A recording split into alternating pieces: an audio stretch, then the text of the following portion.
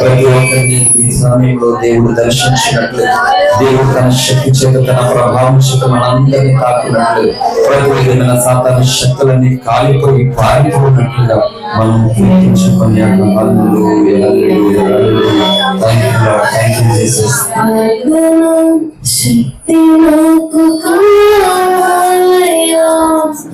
నీ పరలోకాభిషేకం చాలయ్యా, శక్తి నాకు చాలయ్యా, నీ పరలోకాభిషేకం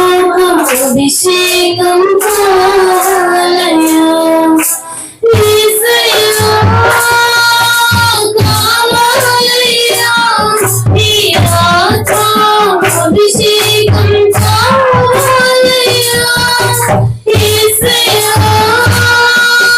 కావాలయ్యా, నీ ఆత్మాభిషేకం చాలయ్యా, ప్రార్థనా శక్తి నాకు కావాలయ్యా, నీ పరలోకాభిషేకం కావాలయ్యా, ప్రార్థనా శక్తి నాకు కావాలయ్యా, నీ పరలోకాభిషేకం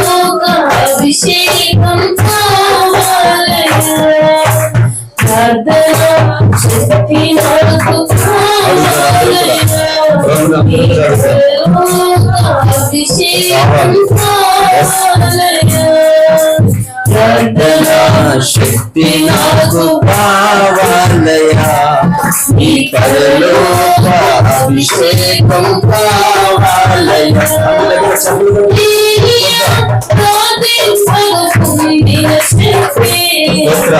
నేను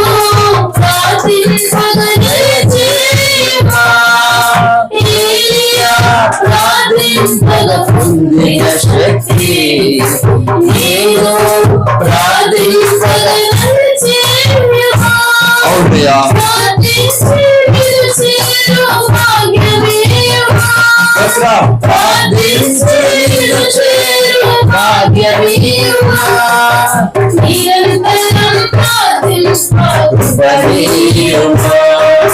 నిరంతరం ప్రార్థింపు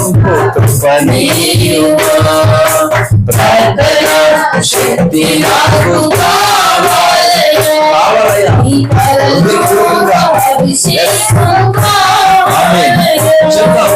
ప్రార్థనా శక్తి నాకు కావాలయ్యా, నీ పరలోకాభిషేకం కావాలయ్యా, యేసయ్యా కావాలయ్యా, నీ ఆత్మాభిషేకం కావాలయ్యా, యేసయ్యా కావాలయ్యా, నీ ఆత్మాభిషేకం కావాలయ్యా, ప్రార్థనా శక్తి నాకు కావాలయ్యా, పరలోకాభిషేకం కావాలయ్యా, ప్రార్థనా శక్తి నాకు కావాలయ్యా, నీ పరలోకాభిషేకం కావాలయ్యా, సింహాల గుహలోని దానియేలు శక్తి ఈ లోకంలో నాకు కావాలయ్యా, సింహాల గుహలోని దానియేలు శక్తి ఈ లోకంలో నాకు కావాలయ్యా, నీతో నడిచే బలమీయుమా, నీతో నడిచే బలమీయుమా, నీ సిలువను మోసే కృపనీయుమా, నీ సిలువను మోసే కృపనీయుమా, ప్రార్థనా శక్తి నాకు కావాలయ్యా, నీ పరలోకాభిషేకం కావాలయ్యా, ప్రార్థనా శక్తి నాకు కావాలయ్యా, నీ పరలోకాభిషేకం కావాలయ్యా, యేసయ్యా కావాలయ్యా,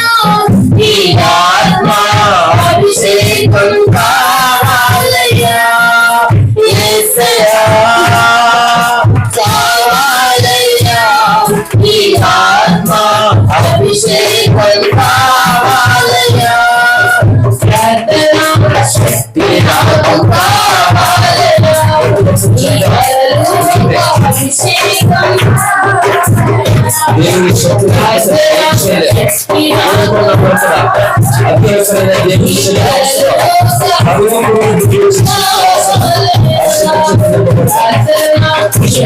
నాకు కావాలయ్యా నీ పరలోక అభిషేకం కావాలయ్యా పేతురు ప్రార్థింపగతి ఆత్మను దింపితి నేపాడు చోటెల్లా దిగిరాలేవా పేతురు ప్రార్థింపగతి ఆత్మను దింపితి నేపాడు చోటెల్లా దిగిరాలేవా చిన్న వయసులో అభిషేకించిన ఇర్మియావలె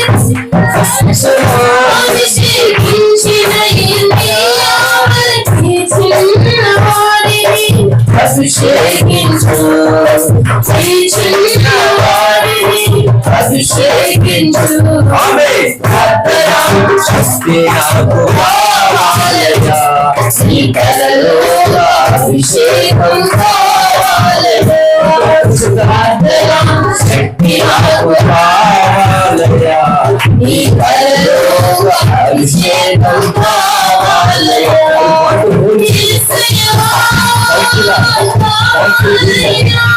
నీ ఆత్మ అభిషేకం కావాలయ్యా యేసయ్యా కావాలయ్యా నీ ఆత్మ అభిషేకం కావాలయ్యా యేసయ్యా కావాలయ్యా నీ ఆత్మ అభిషేకం కావాలయ్యా యేసయ్యా కావాలయ్యా నీ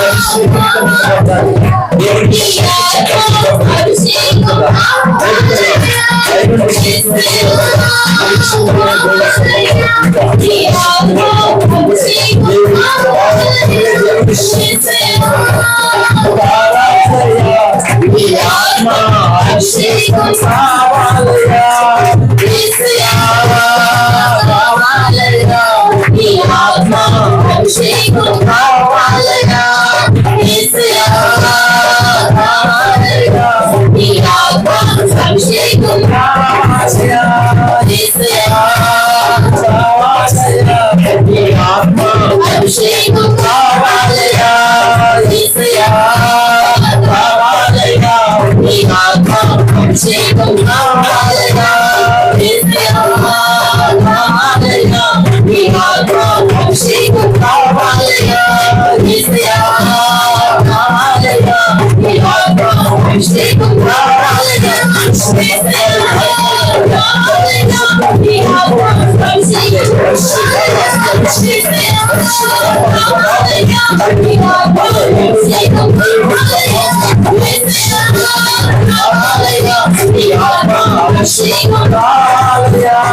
యేసయ్యా కావాలయ్యా నీ ఆత్మ అభిషేకం కావాలయ్యా యేసయ్యా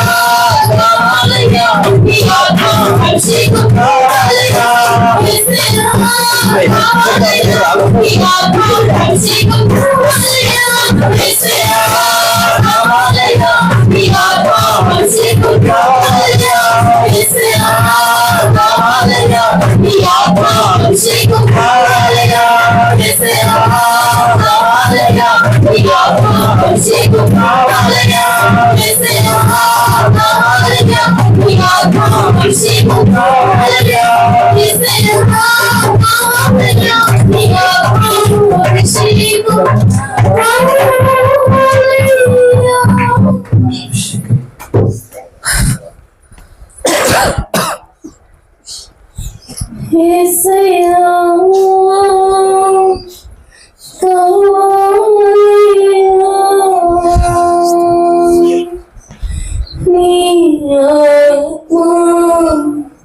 అభిషేకం పరుగెత్తుదాం, అందరు కూడా చెప్దాం. యేసయ్యా కావాలయ్యా నీ ఆత్మా అభిషేకం కావాలయ్యా. ప్రార్థనా శక్తి నాకు కావాలయ్యా నీ పరలోక అభిషేకం కావాలయ్యా. ప్రార్థనా శక్తి నాకు కావాలయ్యా నీ పరలోక అభిషేకం కావాలయ్యా. ప్రార్థనా శక్తి నాకు కావాలయ్యా నీ పరలోక అభిషేకం కావాలయ్యా. అవును, ఈ కడవరి కాలంలో పరిశుద్ధాత్మ అభిషేకం కావాలి, ప్రార్థనా శక్తి కావాలి. ఆ శక్తి ద్వారానే దేవుని విజయాన్ని మనం పొందుకుంటాం కనుక ప్రతి ఒక్కరము కూడా ఇగో పైనుండి వచ్చేటువంటి ఆ శక్తిని పొందుకోవడానికి ప్రభువుకి మనం అప్పగించుకుంటూ మనం చేసిన ఆరాధన దేవుడు అంగీకరించి తదుపరి వాక్య పరిచయంలో ప్రభు సహాయం చేయనట్లుగా ప్రార్థన చేసుకుందాం. సేవకురాలు క్లుప్తంగా ప్రార్థిస్తుంది, అందరూ ఏకీవించండి. స్తోత్రం ప్రభా, స్తోత్రం స్తోత్రం స్తోత్రం తండ్రి, మహోన్నతుల సర్వోన్నతుల సర్వశక్తిమంతుల నీకు వందనాలు చెల్లిస్తున్నాను ప్రభా. అయ్యా ఈ మధ్య ఉదయ కాల సమయం ఉంది నాయన, ఈ యొక్క ఉపవాస ప్రార్థనలో నా తండ్రి నాయన నా దేవా మీరు మా మధ్యన ఉన్నారు ప్రభా. ఆత్మదేవ నా తండ్రి నాయన నా తండ్రి ఆత్మదేవ మా మధ్య మీరు సంచరిస్తూ ఉన్నారు ప్రభా. అయ్యా నా తండ్రి నాయన నా దేవ మేము చేసిన ఈ స్వల్పమైన ఆరాధనలో నా తండ్రి అయ్యా దీనిలో మా మధ్యకు నా దేవా మీరు వచ్చారు కాబట్టి నీకు స్తోత్రాలు చెల్లిస్తున్నాను ప్రభా. దేవా నీకు వందనాలు నాయన, ఉన్నతుడు అయిన దేవా సర్వశక్తిమంతుడా నీకు వందనాలు. ఉదయ కాల సమయం నా తండ్రి అయ్యా నీ ఆత్మతో మనందరినీ నింపండి ప్రభా. నీ దాసులు వాక్యాన్ని ఎత్తుచూ ఉండగా నా తండ్రి అయ్యా నా దేవా నీ దాసుల నుంచి మా అందరినీ దర్శించండి, నాతో మా అందరితో మీరు మాట్లాడండి ప్రభా. ఆత్మదేవ నా తండ్రి మీరు చెప్పుచున్న మాటలు ప్రభా మేమందరము గ్రహించే విధముగా నా తండ్రి అయ్యా మాకు సహాయం చేయండి నా తండ్రి. అయ్యా కృప చూపించండి ప్రభా. ప్రార్థన ఆత్మతోను ప్రార్థన శక్తితోను ప్రార్థన బలముతోను నా తండ్రి అయ్యా మమ్మల్ని అందరినీ నింపండి నా తండ్రి. ఈ యొక్క ఆత్మశక్తి చేత మమ్మల్ని అందరినీ నింపండి నాయన. ఈ యొక్క ప్రభావము చేత నా తండ్రి ఉదయ కాల సమయం అందు నాయన ఈ సన్నిధానంలోని బిడ్డలందరినీ తాకమని అడుగుచున్నాను. ఈ యొక్క ప్రభావాన్ని రిలీజ్ చేయమని అడుగుచున్నాను తండ్రి. అయ్యా నీ నామానికి వేలాది వందనాలు చెల్లిస్తూ ప్రభా ముందున్న సమయాన్ని అందరినీ మీకే అప్పగిస్తూ మీ అవసరం మీ హస్తాలకు అప్పగిస్తూ మీ నామానికి మహిమ తెచ్చుకోమని సర్వోన్నతులకు యేసుక్రీస్తు నామములో అడుగుచూ ఉన్నాను తండ్రి, ఆమేన్. అందరూ కూర్చుందాం.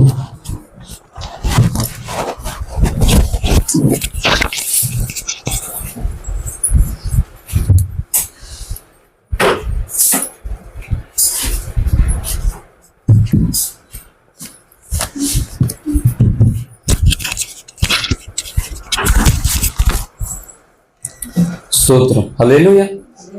దేవుని పరిశుద్ధ వాక్య భాగంలో నుండి అపోస్తులైనటువంటి పౌలు గారు హెబ్రీయులకు రాసినటువంటి పత్రిక 12వ అధ్యాయము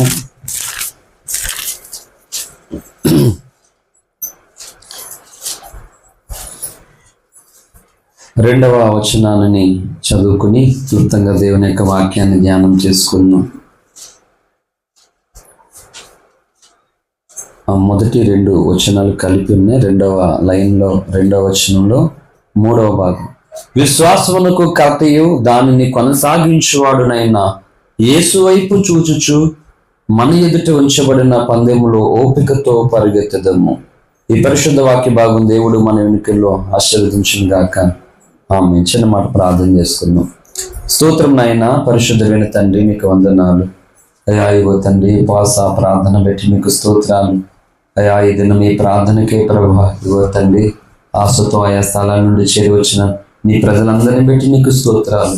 ఇగో ఈ సమయం మందు దేవా నీ కొరకు నాయన కనిపెడుతూ నిలబడుచుండగా దాసుని అభిషేకించి బలపరిచి నీ ఆత్మతో నింపి నీ ప్రజలకు తండ్రి నీ స్వరము వినబడినట్లుగా నీవు వారికి కనబడినట్లుగా నీ ప్రజలు తమ జీవితాన్ని నీకు అప్పగించుకున్నట్లుగా వాక్యమైన యేసయ్య నాతో మాతో స్పష్టముగా తేటగా మీరే మాట్లాడండి.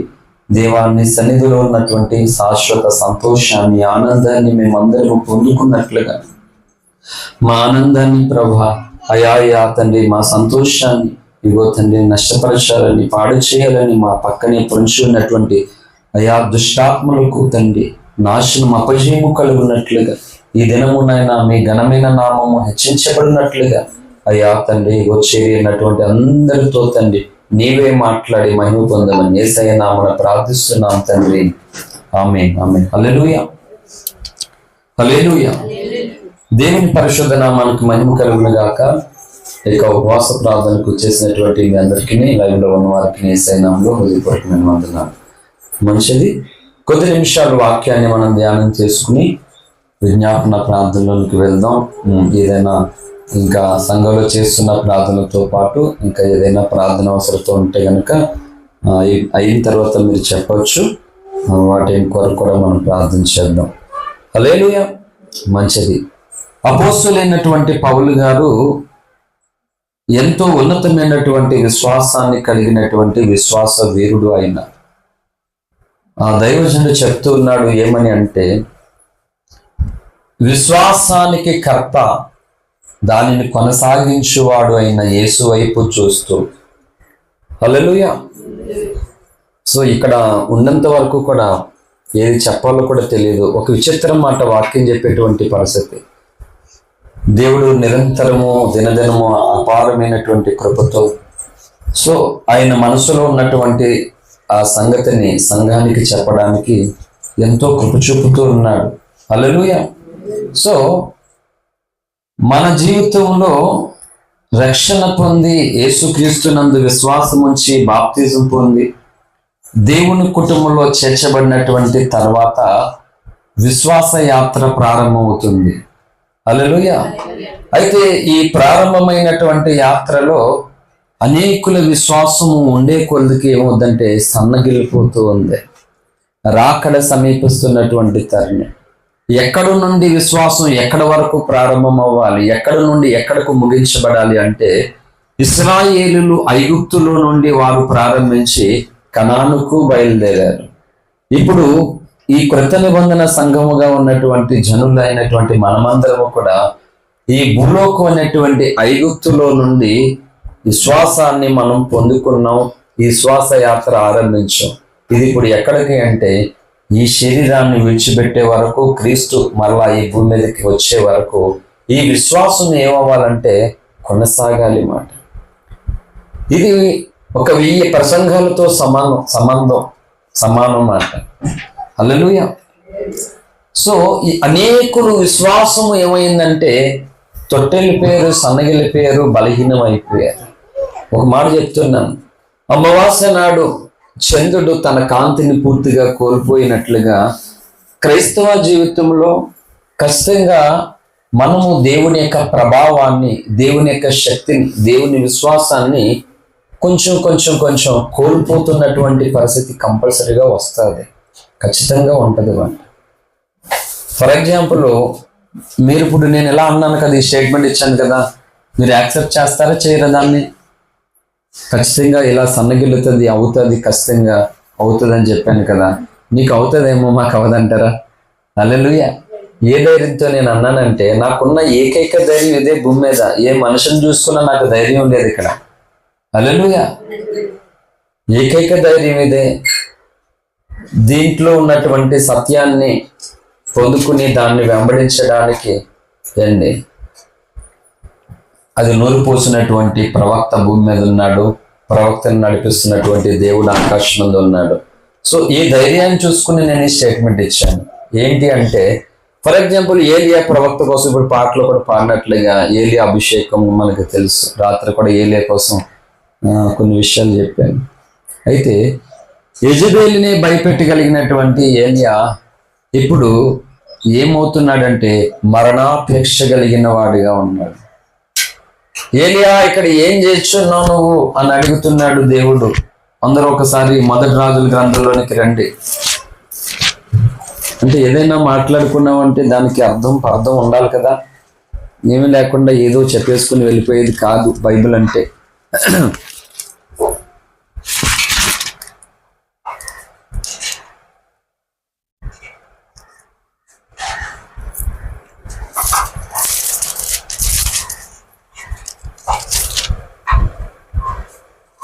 తీసిన వాళ్ళు చదువుతారా? ఏలియా మరణాపేక్ష కలిగినటువంటి వాడిగా మొదటి రాజుల గ్రంథము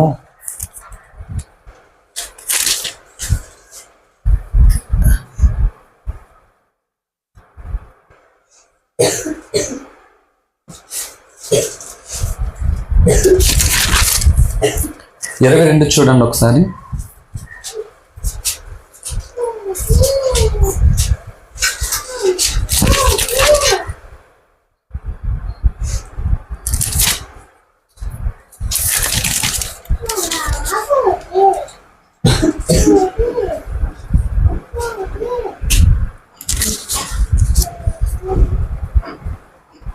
స్తోత్రం. 19వ అధ్యాయం, మొదటి రాజుల గ్రంథం 19వ అధ్యాయము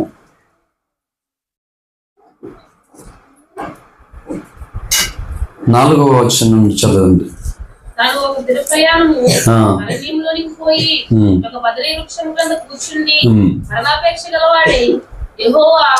యెహోవా నా పితరుల కంటే నేను ఎక్కువాడును కాను, ఎంత మట్టుకు చాలును.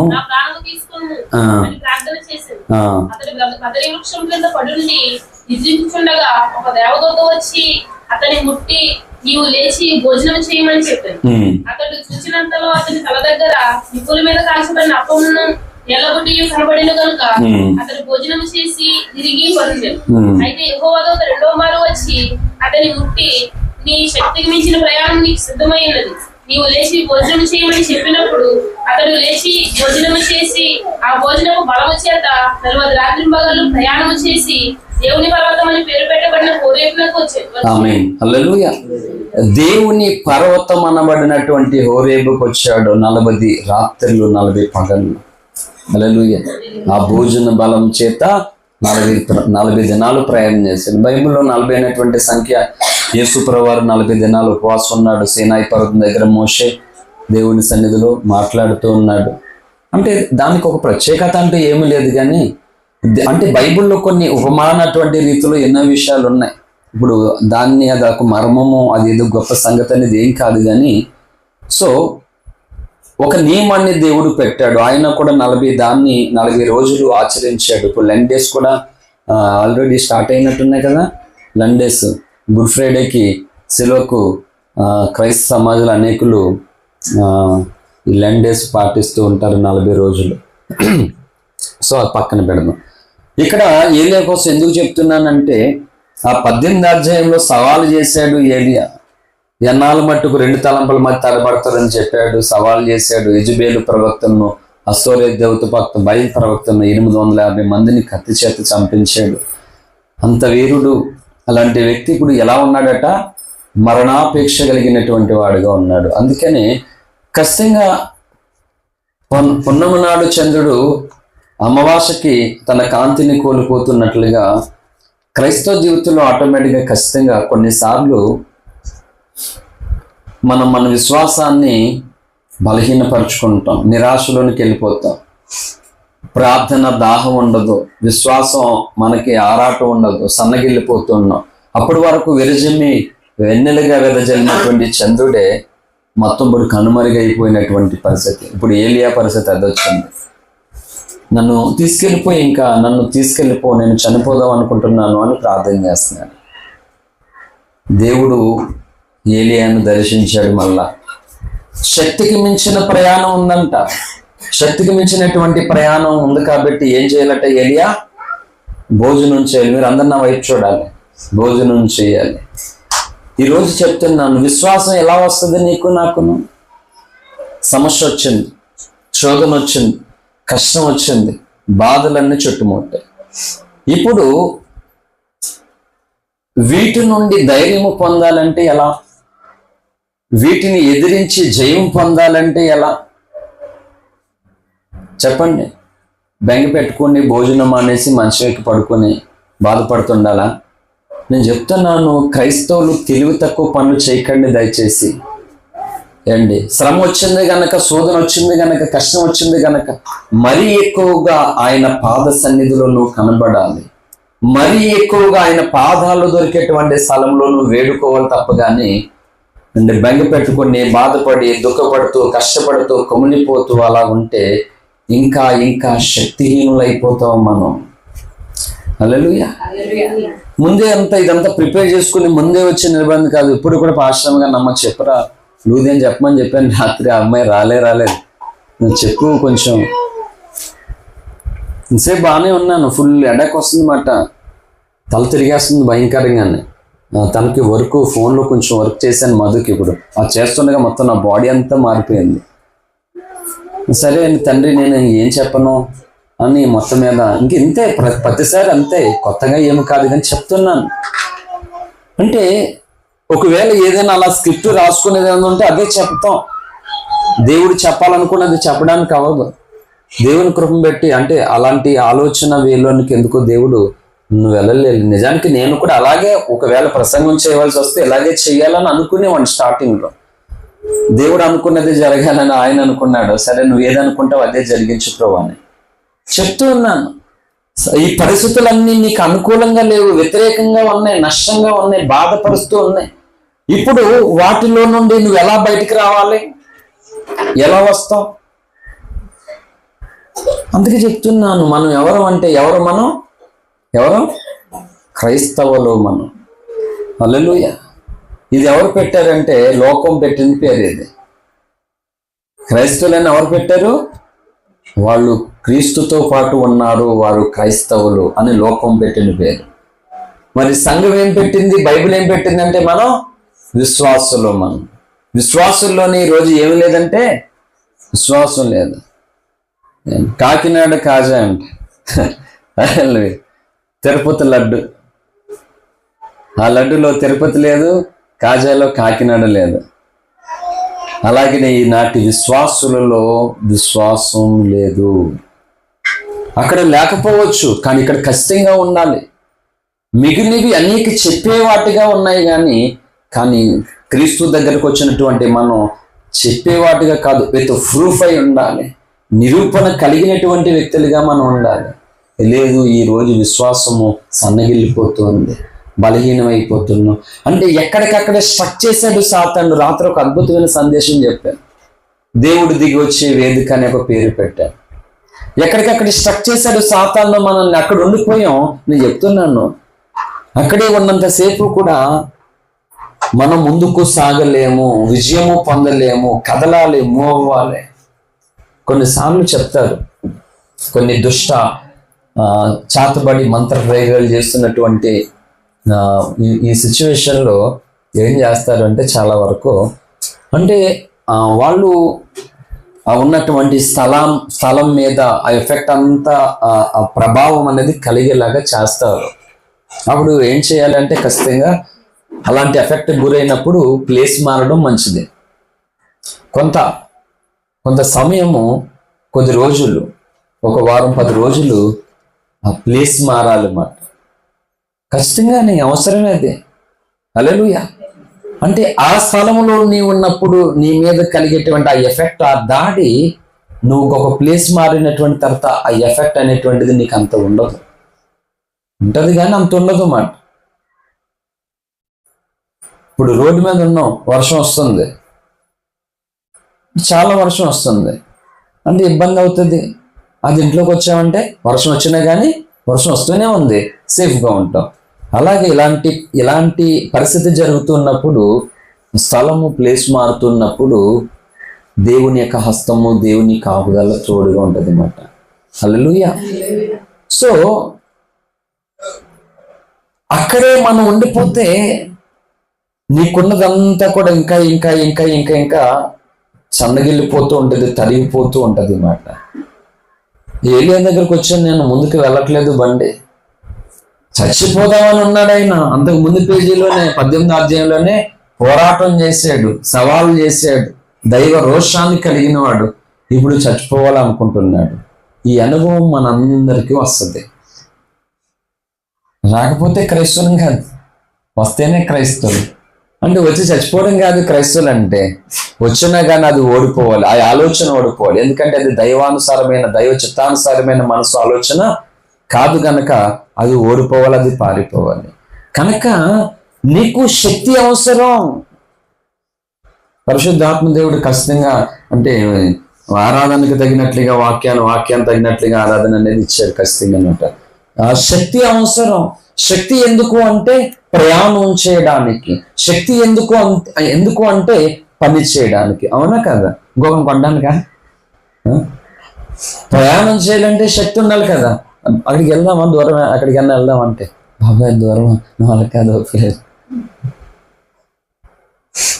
నార్మల్గా మనకు అలవాటు అయిపోయింది, ఎక్కడికైనా బండి అన్న దూరమైనా 100 కిలోమీటర్లు 200 కిలోమీటర్లే. ఒక్కొక్కరు భయపడిపోతున్నారు, అల్లిపోతున్నారు. ఏంటి అంత దూరం బండా? పాస్టర్స్ ప్రేయర్కి వెళ్తున్నాం కదా, మా పాస్టర్స్ మీటింగ్ కూడా, మన మినిస్టర్లో కూడా భయపడుతున్నారు, అల్లిపోతున్నారు. ఏంటి ఒక సైడ్ 100 కిలోమీటర్ల బండి మీద ఎలా చేస్తున్నారా బాబు, నువ్వు ఎలా చేస్తున్నావు? ఒక 20 కిలోమీటర్లు వెళ్ళి వచ్చేసరికి ఒంట్లో ఓపుకున్నట్లేదు, అసలు మొత్తం కాళ్ళు పట్లు చేస్తున్నాయి, చాలా కష్టం అయిపోతుంది, ఒళ్ళంతా తిమ్ములు వచ్చేస్తున్నాయి. 100 కిలోమీటర్లు ప్రయాణం చేసి వాక్యం చెప్పి మళ్ళీ వస్తావా? ఎలా చేస్తున్నారా బాబు బండి మీద? హల్లెలూయా. విచిత్రం మాట, అదొక విచిత్రం. నాకే ఆశ్చర్యం, మీకు కాదు కానీ నాకే ఆశ్చర్యం. ఇది నేను చెప్తున్నాను. ప్రయాణం చేయాలంటే శక్తి ఉండాలా లేదా? ఏ శక్తి? ఈ శక్తి. ఆ శక్తి దైవ కార్యాలు చేయదు. హల్లెలూయా. ఎలీషా చనిపోతే ఆ ఎముకలను ఆ చనిపోయినటువంటి స్థలంలో ఒక వ్యక్తిని చాలా కాలం తర్వాత పాతి పెట్టారట. ఆ ఎముకలు తగిలి శవం వేసుకొచ్చింది. అంటే ఎలీషా ఆ ఎముకల్లోనూ కూడా దైవ శక్తి ఉన్నది మాట. ఈరోజు చెప్తున్నది ఏంటంటే, భోజనం పెట్టాడు దేవదూత ద్వారా, దేవుడు తిన్నాడు, 2వ మారు కూడా తిన్నాడు. తిని ఆ భోజన బలము చేత 40 దినాలు ప్రయాణం చేసి దేవుని పర్వతమైనటువంటి హోరేబుకి చేరుకున్నాడట. ఇప్పుడు చూడండి, మనము కూడా ఈ భూమి మీద ఐగుప్తు అనేటువంటి ఈ లోకంలో విశ్వాస యాత్రను ఆరంభించినటువంటి మనం ఈ విశ్వాసంలో కొనసాగాలంటే ఏలి ఆహారాన్ని భుజించినట్లుగా వాక్య ఆహారాన్ని ప్రతి క్రైస్తవురాలు భుజించాలి. హల్లెలూయా. కానీ దీనికి చోటెత్తే కదా సంఘాల్లోనూ కూడా. వాక్యానికి చోట్లేదు. ఇప్పుడు అన్నిటికీ టైం ఇస్తున్నారు, వాక్యం దగ్గరకు వచ్చేసరికి టైం లేదంటున్నారు. అంటే అంత దారుణమైన పరిస్థితులకు వెళ్ళిపోయావు. అంటే నిజమే, శక్తి లేని సంఘాలు. హల్లెలూయా. శక్తి లేనప్పుడు నువ్వేం చేస్తావు? ఏమీ చేయలేవు. పాతకాలపు భక్తుడు ఎవరు పేరు కోట జక్కయ్య గారు ఎవరో ఒక భక్తుడు రాసినటువంటి ఒక పాట, క్రైస్తవుండా కదలి రావయ్యా, కలుషాత్ములకు ఈ సిలువ శక్తిని చాటవేమయ్యా, క్రైస్తవుండా కదలి రావయ్యా, కలుషాత్ములకు ఈ సిలువ శక్తిని చాటవేమయ్యా, ఎండవానాలని జడిసి ఎంత కాలము మూలనుందు, ఎండవానాలని జడిసి ఎంత కాలము మూలనుందు, కండలను ప్రేమింతువేమన్నా, ఈ మంటి కండ ఎంత పెంచిన మంటికేనన్నా, కండలను ప్రేమింతువేమన్నా, ఈ మంటి కండలు ఎంత పెంచి మంటికేనన్నా, క్రైస్తవుండా కదలి రావయ్యా, కలుషాత్ములకు ఈ సిలువ శక్తి చాటవేమయ్యా, శక్తిహీనుడనందువేమయ్యా, సౌజన్యమగు శుద్ధాత్మ శక్తి పొందుకొనుమయ్యా, శక్తిహీనుడా సౌజన్యమగు శుద్ధాత్మ శక్తిని పొందుకొనుమయ్యా, భక్తి భక్తిహీనత పారద్రోలు భ్రష్ట మనసు బయలుపరచు. భక్తిహీనత పారద్రోలు భ్రష్ట మనసు బయలుపరచు. శక్తి కలుగు సువార్త చాటుదువు. సువార్త చే జయముంది ఆత్మలను రక్షిందువు. శక్తి కలిగి సువార్త చాటుదువు. సువార్త చే జయముంది ఆత్మలను రక్షించెదవు. క్రైస్తవుండా కదలి రావయ్యా, కలుషాత్ములకు ఈ సిల్వ శక్తి చాటవేమయ్యా. సత్యవాక్యము సంతలో దులిపి బోధకులు దొరల భక్త్యములపై భ్రాంతులు నిలిపి. సత్యవాక్యము సంతలో దులిపి బోధకులు దొరల భక్త్యములపై భ్రాంతులు నిలిపి. చిత్రముగా అనుకూల బోధలు చేసి ప్రజలను మోసగించి. చిత్రముగా అనుకూల బోధలు చేసి ప్రజలను మోసగించి. సూత్రధారుల చేరరాదయ్యా, సుఖభోగమిడిచి సత్యవాక్యము చాటరావయ్యా. సూత్రధారుల చేరరాదయ్యా, సుఖభోగమిడిచి సత్యవాక్యం చాటరావయ్యా. హల్లెలూయా. రెవరెండ్ కోట జక్కయ్య గారు రాసినటువంటి పాట. ఈ పాట ప్రతి పాస్టర్ పాడుకునే దమ్ము ఉండదు, పాడలేరు మాట. ఎందుకు తెలుసా? సత్యవాక్యము సంతలో దొరికి అమ్మేసుకుంటున్నారంటే సామెతలు 23-26 ప్రకారం సత్యమును అమ్మివేక దాన్ని కొనియించుకోమంటే సత్యాన్ని అమ్మేస్తూ ఉన్నారంట. సంతలో దులిపి బోధకుల దొరలా, అంటే బోధకులు ఏం చేస్తున్నారంట?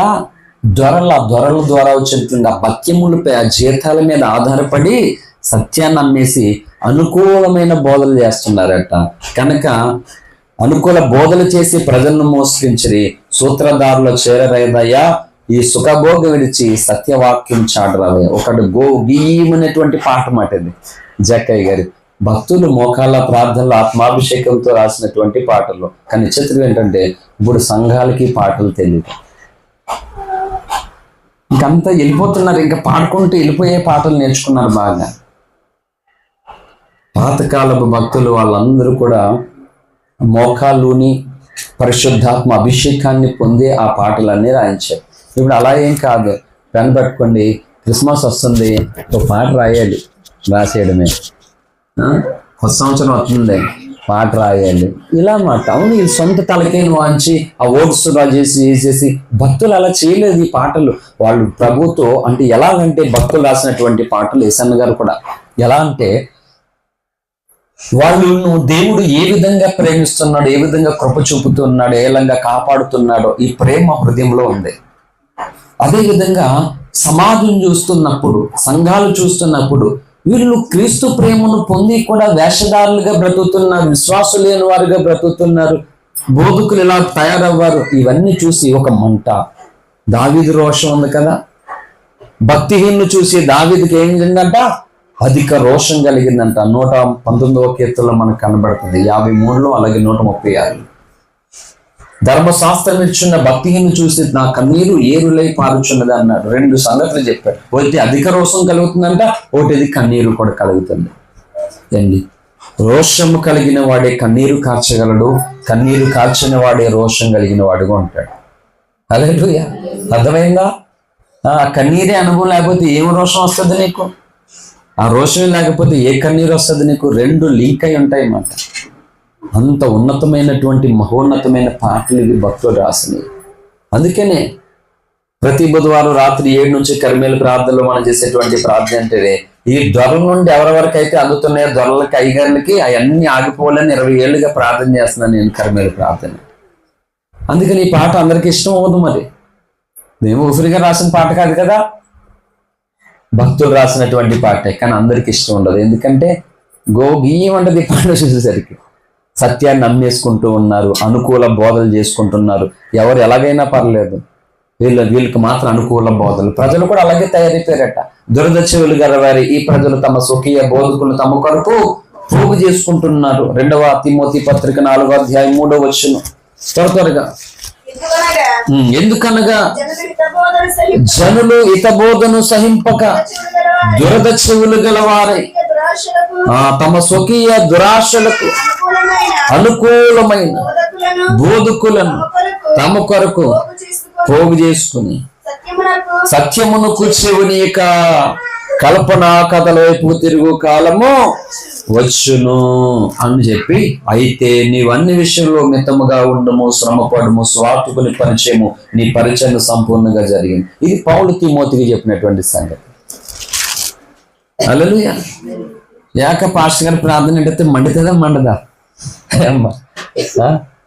మండదా? హల్లెలూయా. జనులు దురద చెవులుగా వారే తక్క స్వకీయ బోధకులు.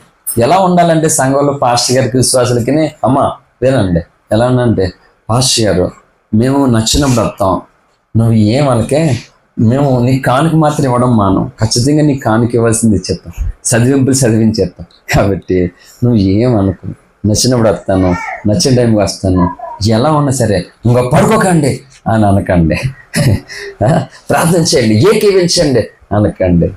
ఇలాగ అన్ని వాళ్ళు ఎవరు మన దగ్గర ఉండరు, ఉండలేరు మాట. దేవుడు ఉండేవాడు ఎవరు? నేను. హల్లెలూయా. కాబట్టి శక్తి అవసరం, దానికోసం ఈ పాట పాడాను. శక్తి లేకపోతే ఏం చేస్తాం మనం? ఏమీ చేయలేము. ఎలాగొస్తుంది ఈ శక్తి చెప్పండి? ఎలాగొస్తుంది శక్తి? ఏంటి, చాలా మంది క్రైస్తవులకు తెలియనటువంటి ఒక సత్యాన్ని చెప్తున్నాను ఈ వేదిక మీద నుండి, శ్రద్ధగా విందాం. చాలా వరకు అంటే అందరి ఐడియాలజీ ఈ విధంగా ఉంటుందంటే నార్మల్గా, సో వాక్యం తెలియదు నార్మల్గా. మన మట్టుకు మనం ప్రార్థన చేసుకుంటూ దేవుని సన్నిధిలో ఎక్కువ గంటలు గడుపుతూ, అంటే ఇండివిజువల్గా ఎవరికి వాళ్ళు ఎవరి ఇంట్లో కాడ వాళ్ళు ప్రార్థన చేసుకుంటూ దేవుడు అభిషేకిస్తే చాలు అనుకుంటారు చాలా మంది క్రైస్తవులు. బోల్డ్ మంది ఉన్నారు, చాలా మంది ప్రార్థన చేస్తారు, కంటిన్యూగా ప్రార్థనలో బోల్డ్ మంది గడుపుతూ ఉంటారు. ఇప్పటికీ కూడా చాలా చోట్ల నిత్యం ప్రార్థన చేసుకుంటూ ఉంటారు ఎక్కువ మంది. మంచిదే ప్రార్థనలో ఉండడం. అది ఇంత ప్రార్థన చేసుకుంటున్నావు కదా, ఏమి ప్రయోజనం చెప్పు? ఇంత ప్రార్థనలో ఉంటున్నావు కదా, ఏం ప్రయోజనం అంటే, అంత ప్రార్థన చేసుకుంటున్నావు కాబట్టి నువ్వు ఒక శక్తిని పొందుకోవాలి ఖచ్చితంగానే. అంటే ఎక్కడి వరకు క్రైస్తవులు ఆలోచిస్తున్నారంటే, మనం ప్రార్థన చేసుకోవాలి అంతే, కొన్ని గంటలు దేవుడితో మాట్లాడాలి, ప్రార్థన చేసుకోవాలి, ఏకాంతంగా గడపాలి, ఈ విధంగా ఉన్నారు. ఓకే, మంచిది. దేవునితో గడిపో కొన్ని సంగతులు, దేవుడు కొంత సమయాన్ని గడిపో, ఏమి చేయడం దేవుడు. మళ్ళా మీరు అక్కడి నుంచి మోషే దగ్గరకు ఒకసారి వెళ్తే, మోషే దేవునితో కొంత సమయం గడపడానికి మాటికి దేవుడు పిలిస్తే మోషే వెళ్తూ ఉండేవాడు కదా, వెళ్ళేవాడు. మోషే దేవుడితో మాట్లాడిన తర్వాత వచ్చి ఏం చేసేవాడు అంటే, దేవుడు ఏదైతే చెప్పాడో ఆ ప్రార్థనలో దేవుడు మోషేతో ఏదైతే మాట్లాడాడో ఆ ప్రకారంగా ఇశ్రాయేలందరినీ నడిపించేవాడు. అంటే పని చేశాడా లేదా? మరి ఇప్పుడు చెప్పండి, ప్రార్థన పని చేయడానికా లేకపోతే ఖాళీగా ఉండడానికా? ఈరోజు క్రైస్తవం ఎక్కడుందంటే కేవలం ప్రార్థన దగ్గర ఆగిపోయింది, అక్కడ ఆగిపోయింది. అదే ప్రార్థనలో ఉన్నటువంటి విలువను మిస్ అయిపోయింది క్రైస్తవం. హల్లెలూయా. అక్కడ ఆగిపోయారు, అక్కడ స్ట్రక్చర్. అందుకే సాతాను ఏం తెలుసా, చెప్పేవాడిని చెప్పుకొనిస్తాడు, వినేవాడిని విన్నిస్తాడు, ప్రార్థన చేసుకునే వాళ్ళు ప్రార్థన చేసుకొని ఇస్తాడు, ఎవరు నశనం చేసుకుంటారు అన్నమాట, కానీ పని జరగనివ్వడం మాట. అందుకంటున్నాను, ఎందుకు ప్రార్థనా గదిలోనికి వెళ్ళాలో అర్థం కావాలి. షడ్రక్ మిషక్ అబేద్నెగో దానియేలు ఎందుకు వెళ్ళారు ప్రార్థనా గదిలోకి? ఆ దేశంలో బబులోనులో ఉన్న వారందరికీ కూడా, జ్ఞానులందరికీ కూడా మరణం అనేది హెచ్చించింది, మరణ శాసనం పొంచి ఉంది. దాని నుండి తప్పించడానికి ప్రార్థనలోకి వెళ్ళారు. అంటే ప్రార్థన అనేది ఏం చేస్తుంది? ఒక కార్యం చేస్తుంది, ఒక పని చేస్తుంది మాట. అంటే శక్తి లేకుండా చేస్తుందా? ప్రార్థనా శక్తి నాకు కావాలయ్యే పాడారు కదా పాస్టర్ గారు. ఇప్పుడు ఆ శక్తి అవసరం. చాలా మంది అలా ప్రార్థన చేసుకుని ఉండిపోయారు మాట. సర్వసాధారణంగా స్త్రీలు ఇంటికాడ ఉంటారు కదా, అంటే నార్మల్గానే, అందరూ ఉండరు కానీ నార్మల్గా స్త్రీలు అంటే, ఇప్పుడైతే చదువుకోవడం, జాబులు, పనులు, వ్యాపారాలు ఇప్పుడు వచ్చినాయి, కానీ పూర్వకాలంలో అందరూ ఇంట్లో ఉండవలసిందే. అలాగా క్రైస్తవుల్ని సాతానుడు ఎలా చేస్తే, ప్రార్థన చేసుకుంటే చాలు, ఇంక మనం ఏమి చేయక్కర్లేదు, ప్రార్థన చేసుకుంటే చాలు అన్నారు. కాదు దేవుడు కోరుకునేది. ప్రార్థన చేయవలసినటువంటి రీతిగా ప్రార్థన చేయాలి. ఆ ప్రార్థన ద్వారా కలిగే శక్తి ద్వారా పని చేయవలసిన రీతిగా పని చేయాలి. నేను స్వార్థకి వెళ్ళేవాడిని, ప్రారంభంలోనూ పత్రికలు ఇచ్చేవాడిని. కానీ నాకు ఏమీ తెలియదు, స్వార్థకి వెళ్తున్నాను ఏమీ తెలియదు. ఇలాగ వాళ్ళు వీళ్ళు ఏదైనా అడిగితే భయం వేసేసేది మాట. ఎవరు వెనకాల ఉన్నారో చూసుకున్నాను, పాస్టర్ గారు ఎక్కడ ఉన్నారో చూసుకుని మరి భయం వేసేది. ఇలాగా చాలా భయం ఉండేది. అలా స్వార్థలు ఎవరైనా ఏమన్నా అడుగుతారేమో, ఇలా ఏమన్నా మాట్లాడితే దానికి సమాధానం లేక చాలా భయం వేసేది. అవన్నీ ఆలోచించాను. అవును, ప్రతిసారి పాస్టర్ గారు పక్కనే ఉన్నాడు కదా, పాస్టర్ గారు చెప్పడానికి అవ్వదు కదా, మరి ఎలా? మరి స్వార్థకి వెళ్తున్నావు, ఖచ్చితంగా అడుగుతారు, ఈ పత్రిక ఇస్తున్నావు ఎందుకు తీసుకోవాలని అడుగుతారు, ఏంటి అని అడుగుతారు, మరి ఆన్సర్ ఇవ్వాలి కదా. ఏమో నచ్చితే తీసుకువస్తే మానే అంటావా? ఇలాగ వీటన్నిటి కొరకు వచ్చి ప్రార్థనలో గడిపి దానికోసం అడిగేవాడిని. ఒకవేళ ఎవరైనా అడిగితే నాకు సమాధానం ఏంటి, ఏం చెప్పాలి? అలా ఓఫీర్ గారి కోసం కూడా చాలా మంది క్రైస్తవులే భయంకరంగా మాట్లాడేవారు. నేను రక్షణ పొందిన కొత్తలో నా దగ్గర ఆన్సర్ తెలియదు, ఎందుకంటే నాకు ఏం తెలియదు, ఆయన కోసం ఏమీ తెలియదు. ఇప్పుడు అడగమనండి అలాగే ఎవరైనా సరే, విరేచనలో అంతలు అయిపోతే అడిగిన వాళ్ళకి. హల్లెలూయా. దారిలో నడిచి వస్తున్నారు మా మరదలు, ఇప్పుడు ఇద్దరు ఇంటికి వచ్చారు. రాజమండ్రి దగ్గర దేవాంశ దగ్గర పెద్ద పుల్లు తిరుగుతుంది అంటాను. ఇప్పుడు వాళ్ళ ఇంటికాంచి బయలుదేరారు, ఆ టర్నింగ్ లో రాగానే పెద్ద పుల్లు ఎదురొస్తుంది వాళ్ళకి. చెత్తరా ఎలాగండి, ఏమ్మా రూపా వస్తారా? అయ్యి బాబా ఇంకేమన్నా ఉందా? పెద్ద పులి 10 మంది పిల్లి ఎదురొస్తుంటే ఆగిపోయిన కూడా చూసాం మనం కదా. ఇంట్లోంచి చాలా ఇన్సర్ట్ చేసుకుని అందాక చేతి నిండా డబ్బు, మంచి అధికారం, ఏంటి కారు, బంగ్లా, బిల్డింగ్లో ఉంటాయి, మేము అను పిల్లి ఎదురొస్తుంది అన్నమాట. మరి ఏ విశ్వాసాలు, ఏ విశ్వాసాలు తగలయ్యా.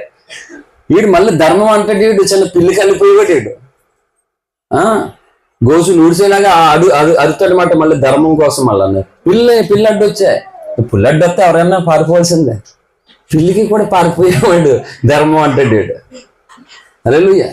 పిల్లడ్డు వస్తుందని ఇంట్లోకి వెళ్ళిపోయి మళ్ళీ నీళ్ళు తాగొచ్చి కాసేపు కూర్చుండొచ్చి బోలు అన్ని చూస్తున్నాం మనం ఇలాంటివి, అవునా కదా.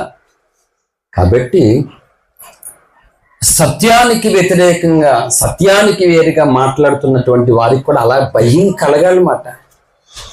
కలగాలి ఖచ్చితంగా, అలాగే భయం మాట. ఎందుకంటే సత్యము ద్వారా కలిగేటువంటి ఆ మంట, ఆ ప్రభావము నీ అనువనువున నింపబడి ఉండాలన్నమాట. ఖచ్చితంగా జరుగుతుంది అలాగే మొత్తానికి. హల్లెలూయా. సో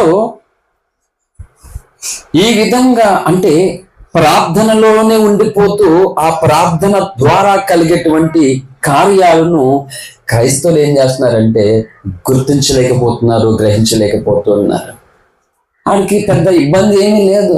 ఇప్పుడు ఒక మాట చెప్తున్నాను, మోషే గారు యాత్ర ముగించినటువంటి తర్వాత యెహోషువకు దేవుడు ఆ పని అప్పగించిన తర్వాత ఇప్పుడు ఎరుకో గోడలో ఆయి దగ్గర, ఎరుకో పట్టణము కూలిపోయినటువంటి ఎరుకో గోడలు మనందరికీ తెలుసు కదా. ఎరుకో గోడను కూల్చడానికి యెహోషువ ఏం చేశాడు చెప్పండి? ఏం చేశాడు? 7 మార్లు తిరిగాడు.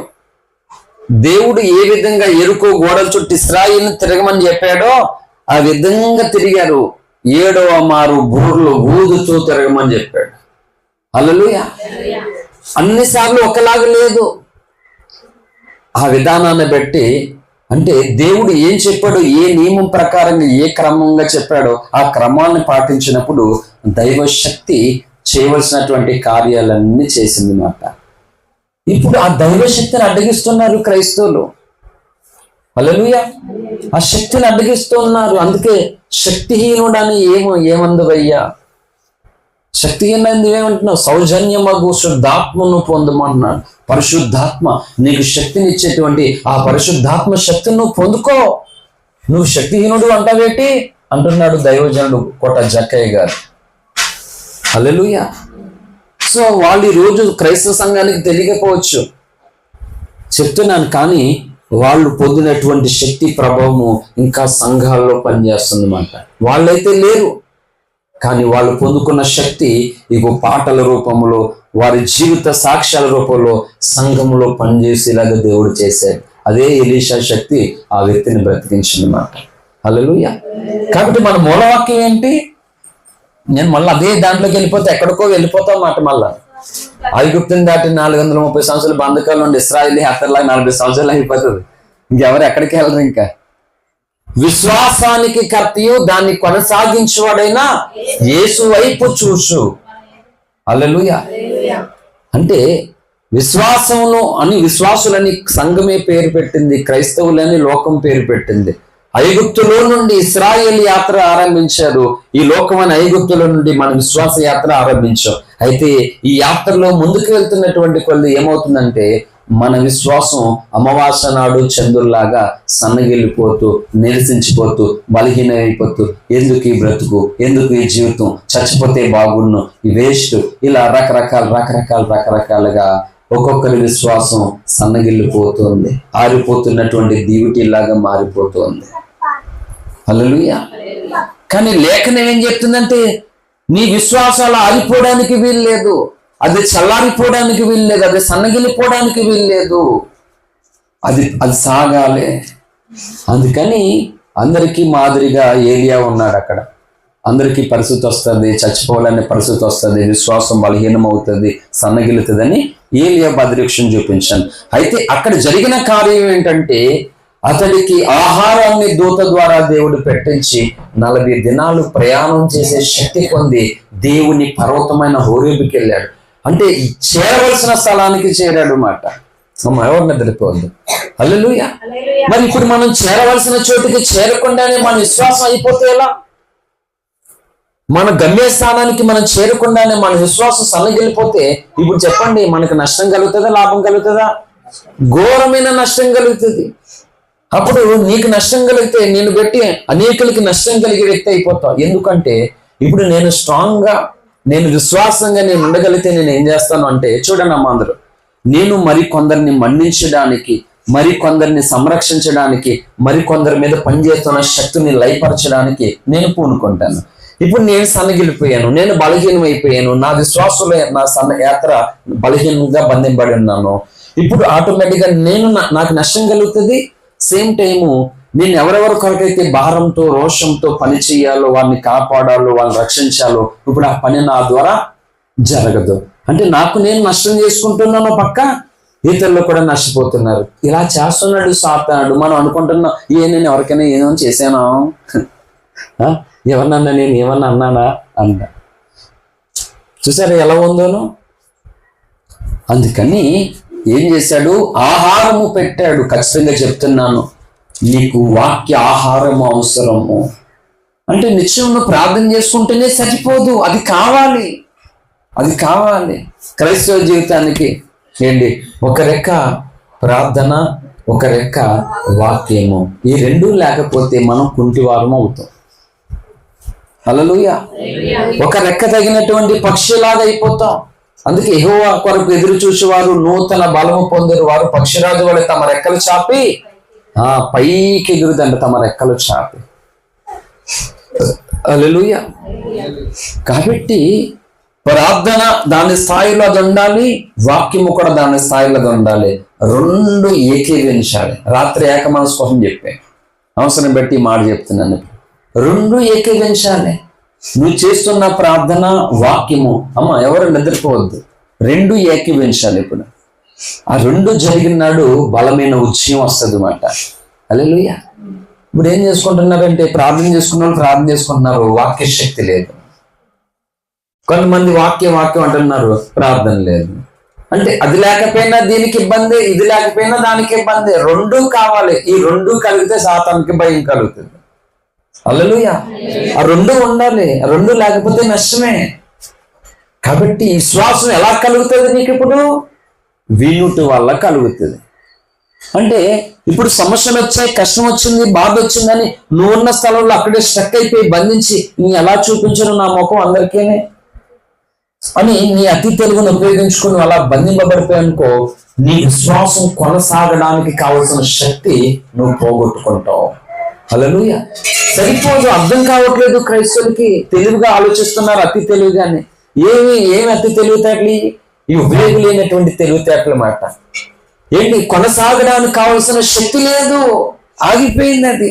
ఈ సమస్యలు చుట్టవన్నీ చూసుకొని అక్కడ ఆగిపోతున్నారు. కొన్ని బంధకాలు సాతాను బంధిస్తుంటే కొన్ని బంధకాలు సాతాను వదిలేసినా కానీ ఎవరికి వాళ్ళే బంధించుకుంటున్నారు. నేను ప్రసంగంలో చెప్పాను 100 రోజుల ఉపవాసాలు ఉన్నప్పుడు, చూడండి అవసరం పెట్టి చెప్తాను. ఎవరో ఒక వ్యక్తి మనల్ని ఇక్కడ ఉన్న మనల్ని అందరినీ కాళ్ళు చేతులు కట్టి బంధించారన్నమాట. మనం ఎటు కదలేని పరిస్థితుల్లో. అమ్మ చూడండి, ఇలా పిల్లలందరూ వచ్చిన వాళ్ళందరూ నన్ను చూడండి, కాళ్ళు చేతులు కట్టి బంధించేశారు ఒకరు మనల్ని. ఏం చేయలేనటువంటి పరిస్థితుల్లో ఉన్నాం, చాలా కష్టమైన పరిస్థితుల్లో అలాగే ఉండిపోయాం. ఈలోగా ఎవరు సడన్ గా వచ్చి మన చేతులు తాళ్ళు ఉప్పేశారన్నమాట. అమ్మ ఎద్దవుతుందా? ఈ చేతులు తాళ్ళు ఉప్పేశారు. ఇప్పుడు కాళ్ళు తాళ్ళు కూడా ఎవరిని ఉప్పితే బాగుండని చూస్తావా? అది మూర్ఖత్వం కదా. నీ చేతులు తాళ్ళు ఉప్పుపడ్డాయి కదా, ఇప్పుడు నువ్వేం చేయాలి? కాళ్ళు తాళ్ళను ఒప్పుకోవాలి. విచిత్రం ఏంటి చెప్పనా, సాతాను కట్టినటువంటి తాళ్ళను దేవుడు ఏదో రీతిగా అందరి ప్రార్థన, సంఘ ప్రార్థన ఇలాగ ఆలకించి ఇప్పాడు, దేవుడు ఇప్పాడు. కానీ విచిత్రం ఏంటంటే వీళ్ళే కట్టేసుకున్నారు అన్నమాట. ఇది మూర్ఖత్వం మాట, ఇది అజ్ఞానం మాట. ఇంకా ఆ తాళ్ళు భ్రమలో ఉండిపోయారు. అంటే ఏ తాళ్ళు? అవును, మా కాళ్ళకి తాళ్ళు ఉన్నాయి, అయ్యో చేతులకి తాళ్ళు ఉప్పిన వాళ్ళు వచ్చారు, కాళ్ళకి కూడా ఉప్పు వాళ్ళు వస్తే బాగున్ను అని పోతే ఏంటది? పిచ్చితనం కదా అది. ఏంటి అలా విప్పేశారు కదా, ఇప్పుడు ఏం చేయాలి? నువ్వే ఒప్పుకోవాలి. నిజంగా చాలా మంది క్రైస్తువులు ఎలా నష్టపోతున్నారంటే వీళ్ళకి వీళ్ళే బంధించుకున్నారు. దాంట్లో నుండి సేవకుడు కానీ, సంఘం కానీ, దేవుడు కానీ ఏమీ చేయలేదు అసలు. నిజమేనండి, ఆ పరిస్థితి చూసే మాట్లాడుతున్నాడు పరిశుద్ధాత్మ ద్వారా. నేను హల్లెలూయా, అది ఎరిగే నేను మాట్లాడుతున్నాను. వాళ్ళకే బంధించేసుకున్నారు. సామెత ఉంటది కదా, ఎంత నిద్రపోతున్నవాడినైనా లేపొచ్చంట. నిద్రపోతున్నాను అనుకుంటున్నాను నేను. ఇప్పుడు వీళ్ళు లేపడానికి వస్తాను నన్ను. పిల్లలు ఒక వీడియో చూశాను మొన్న. నేను ఆ డాడీ వచ్చి లేపుతాను, చెప్తాలి టైం అవుతుందమ్మా స్కూల్కి వెళ్తాలి లేకమ్మా అది లేపుతుంటే, డాడీ నాకు కడుపు నొప్పి వస్తుంది డాడీ పడుకో. అవునా తల్లి పడుకో అని చెప్పి అటు చూసి అటు చూసి ఆ గడియార ముళ్ళు అలా తిరిగే వరకు మొత్తం చూసి లేచి వచ్చి, డాడీని మొబైల్ ఆడుకుంటాను, అమ్మ కడుపు నొప్పి వస్తుంది అన్నావు కదా అంటే, తగ్గిపోయింది డాడీ. కంప్లీట్గా పర్ఫెక్టా? తగ్గిపోయిందా? తగ్గిపోయింది డాడీ. అయితే స్కూల్కి వెళ్ళిపోదాం అంటే, ఇప్పుడు టైం అయిపోయింది కదా డాడీ అంటే, ఏం అవ్వలేదమ్మా, నేనే 2 గంటలు ముందుకు వెళ్ళేసాను, మళ్ళీ తిప్పేస్తాను చూడని తిప్పేసాడట. హల్లెలూయా. కనుక ఆ టైం చూసినప్పుడు ఆమె కరెక్ట్ టైం ఫాలో అయింది అనుకున్నది అనమాట. దీనికి ఎంత తెలివి ఉంటుంది, దానికి కనబడి తెలివి ఉండదు అట్టి. రంజిత్ వసంత నన్ను ఫాలో అవ్వండి మీరు. మీకు అంత తెలివి అంటే బాబుకు ఉండదా? హల్లెలూయా. ఇంకొకరిని కొంతమందిని చూస్తే మొత్తానికి ప్రార్థనకి వెళ్ళాలన్నమాట. ఇప్పుడు ప్రార్థనకి వీళ్ళు ఏం చేస్తారు తెలుసా? ప్రార్థనకి వెళ్ళినప్పుడు ఏంటి మొత్తం పడుకొని లేకరన్నమాట అసలు అన్న, లేకపోతే మొత్తం బట్ట ఏడుచుకుంటారు బట్టలో. హల్లెలూయా. చూపించాలి కదా ఇంట్లో ప్రూఫ్, బట్టలు ఏడుచుకుంటారు బట్టలో. వచ్చిన వాళ్ళు అనుకుంటారు, బాబు ఈ టైంలో కదిపితే నన్ను ఉతికేది, ఈ టైంలో కదిపితే నన్ను ఉతికేది మొత్తానికి ఎందుకు వచ్చింది అని చెప్పేసి సైలెంట్గా జారిపోతారు. కొంతమంది తప్పించుకుని వాళ్ళు ఇన్ని తెలివితేటలు ఉంటాయి. నిద్రపోతున్నట్టు నటిస్తాడనమాట. ఎంత లేకనా మామ వచ్చాడు, తాత వచ్చాడు, లేగరా అంటే ఏం ఉలికి ఉండదు, పలుపు ఉండదు. నటిస్తే ఏముంటది పలుపు? కనీసం నిద్రపోతున్నామని లేపితే ఏదో మెలకు వస్తుంది. అలాగే నేను చెప్తున్నాను, చాలా మంది రోజు క్రైస్తవులు వాళ్ళకి బంధించేసుకున్నారు అన్నమాట. ఎలా మరి? నీకు నువ్వే బంధించేసుకుని పిచ్చి ప్రార్థన చేసి టైం వేస్ట్ చేసుకోవట్లేదు నువ్వు.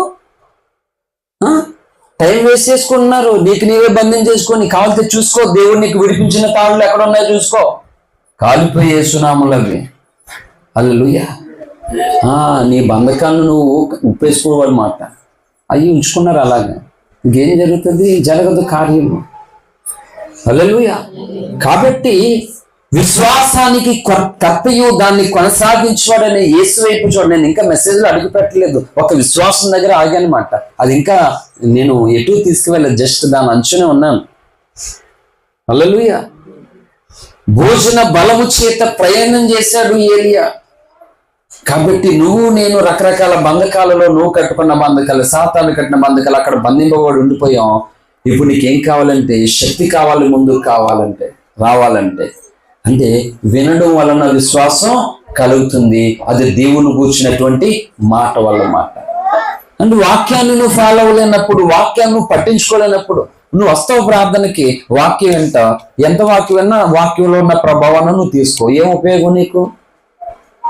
అంటే దేవుడు పంపిస్తున్నటువంటి వాక్య ఖడ్గం ఏంటంటే కొన్ని బంధకాలను నరికేయడానికి ఒక ఖడ్గాన్ని దేవుడు ఇచ్చాడు నీ చేతికి. కానీ మనం ఏం చేస్తున్నా అంటే ఇదా నేనేం చేయను దీంతోడని పక్కన పాడేస్తామాట. అంటే దేవుడు తప్పించడానికి కాపాడడానికి ఒక్కొక్కటి ఇస్తున్నాడు ఆయన. మనం ఏం చేస్తున్నా అంటే వాక్యానికి చోటు ఇవ్వట్లేదు. క్రైస్తవులు చూసుకుంటున్నాడు ఆయన, వాక్యానికి చోటిస్తున్నావు లేదా చూస్తున్నాడు ఆయన. వాక్యానికి చోటిస్తే నీ ప్రవర్తన, నీ ఆలోచన, నీ తత్వం, నీ మనసు అన్ని చేంజ్ అవుతాయి. పిల్లల్ని స్కూల్కి వేస్తాం, స్కూల్కి వేసిన తర్వాత బూతులు బాగా నేర్చుకుంటాడా? బూతులు మానేస్తాడు, మాట్లాడేవాడు భయపడతాడు, చదువు నేర్చుకుంటాడు. మరి రక్షణ పొంది సంవత్సరాల తరబడి మందిరానికి వెళుతూ దేవుని యొక్క వాక్యం వింటే మరి ఆ నేర్చుకున్నటువంటి వాక్యం ఎందుకు కనబడట్లేదు మన జీవితాల్లో? ఆ వాక్య ప్రభావం ఎందుకు మన మీద పనిచేయట్లేదు? అంటే పని చేయట్లేదంటే మనం నేర్చుకోవట్లేదు, వెళ్తున్నాం వస్తున్నాం అంతే.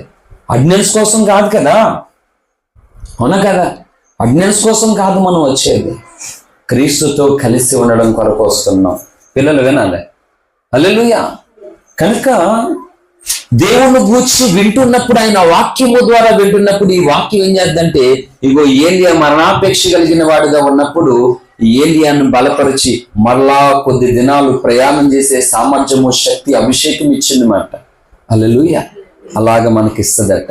ఇది మొదటి సంగతి. చాలా విషయాలు ఉన్నాయి, నేను క్లోజ్ చేయడానికి పూనుకున్నాను, కొద్ది నిమిషాలు ఒప్పుకూడదు. ఇప్పుడు అసలు వాక్యం ఏంటి అంటే, విశ్వాసానికి కర్త ఒక ఆయన ఉన్నాడు. ఆ విశ్వాసం అంట కొనసాగుతూ ఉంటదంట, ఆగిపోదు, కొనసాగేది ఉండదట. ఆయన వైపు చూడాలట మనం. ఎవరు ఆయన అంటే యేసుక్రీస్తు ప్రభువారు. హల్లెలూయా. ఇప్పుడు అంశాలు అడిగి పెడతాను. ఇప్పుడు మనం ఎవరి వైపు చూడాలి? యేసు వైపు చూడాలి. నిజం చెప్పండి, ఇప్పుడు ఎవరి వైపు చూస్తున్నాం మనం? మంగళవారం సీటోడు వస్తాడు,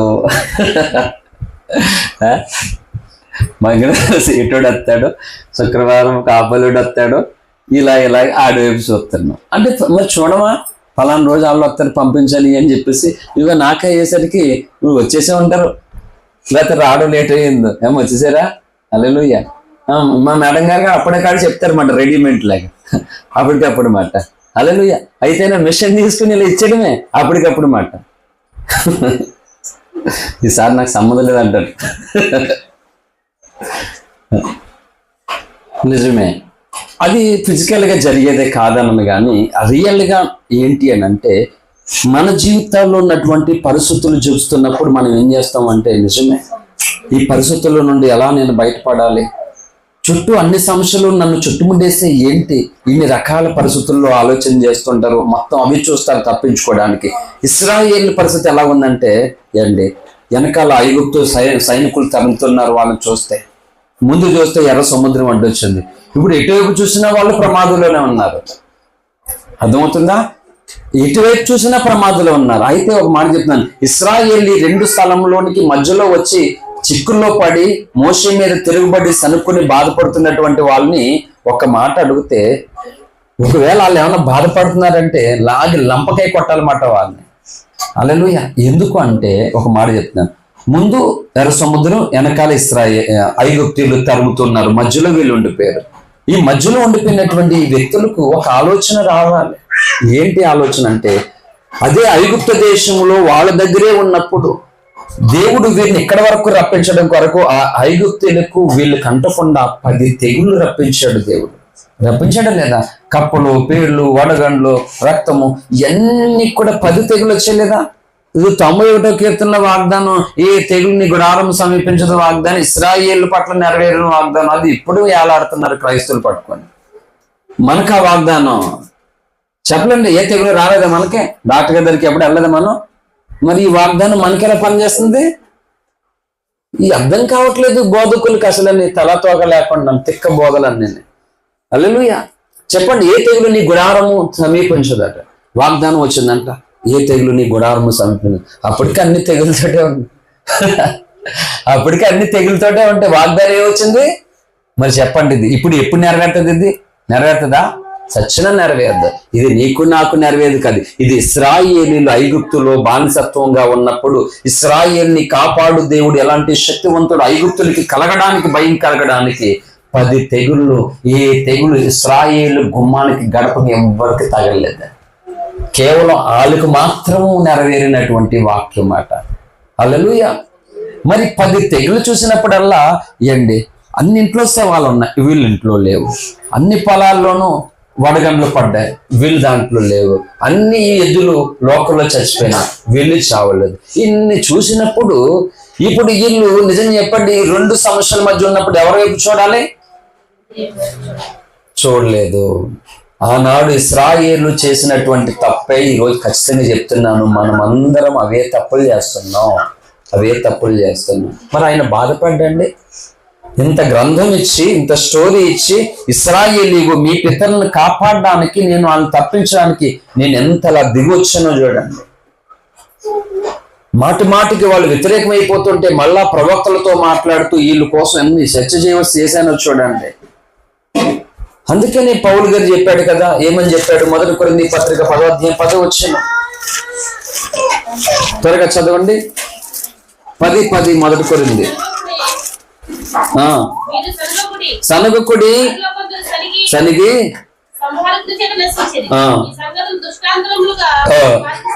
సంభవించి. ఆమేన్. ఇవి దృష్టాంతములుగా వారికి సంభవించి అంటే దృష్టాంతములుగా అర్థం ఏంటంటే వారి కళ్ళార, వారి కన్నులు ఎదురు జరిగాయి. ఈ యుగాంతం ముందు ఉన్నటువంటి మనకి వచ్చిన వారు వాక్యం వింటున్నారా? వాక్యం మీద కూడా దృష్టి పెట్టండి. యుగాంతం మందు ఉన్న మనకంట బుద్ధి కలగడానికి రాసాడట దేవుడు. ఏం కలుగుతుంది మనకి బుద్ధి? ఏమీ లేదు. నేను చెప్తున్నాను ఒకవేళ ఇశ్రాయేల్ దగ్గర మనల్ని పెడితే ఇశ్రాయేల్ మనల్ని ఏమంటారు తెలుసా? మీ అంత తిక్కలో ఇంకెవ్వరు లేరు, మీకంటే ఐగుప్తులే బెస్ట్ అంటారు ఇశ్రాయేల్ మనల్ని. ఆ ఇశ్రాయేల్ కోసం మనం మాటికి మాట్లాడుకుంటాం కదా ప్రసంగాల్లోనూ. ఆ ఇశ్రాయేల్ దగ్గర ఈనాటి కొత్త నిబంధన సంఘమైనటువంటి ఒకవేళ మనల్ని పెడితే వాళ్ళు ఏమంటారు తెలుసా? మీ అంత తెలివి తక్కువ ఇంకెవ్వరు లేరు భూమి మీద, ఐగుప్తులే బెస్ట్ మీకంటేనే. మేమా తలా తోక లేకుండా మా బానిసత్వంతో మేము బతికి సుఖంగా కోరుకుని మేము, ఎందుకంటే మాకు బైబిల్ లేదు, ఏమీ లేదు, ఇంక ఏదో అనిపించి మేము అలాగే వెళ్ళిపోయాము. మేము ఎలాగ చెడిపోయాము, ఎలా పాడైపోయాము, మేము దేవుడికి లోబడకపోతే దేవుడు మమ్మల్ని అన్ని జనులకి ఎలాగ అప్పగించాడో, ఇన్ని సంగతులు మీకు రాయించి దేవుడు మీకు ఇస్తే మీరు ఎక్కడున్నారా ఇంకని అందరూ ఇశ్రాయేల్. ఎప్పుడైనా చెప్పారు ఎవరన్నా ఇలాగా ఇశ్రాయేల్ మనల్ని తిడతారని? హల్లెలూయా. నాకే ఎప్పుడు తెలియదు, ఇప్పుడే తెలియదు. ఇశ్రాయేల్ మనల్ని తిడతారో ఖచ్చితంగానే, ఎందుకంటే వాళ్ళకి ఏమీ లేదు అక్కడ.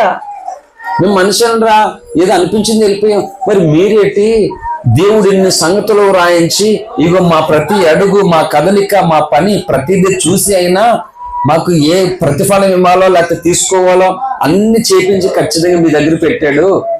ఇప్పుడు మీరు ఏం చేస్తున్నారు అసలు? మీకు ఏమన్నా బుర్ర పని చేస్తున్నాను అడగడా దేవుడు?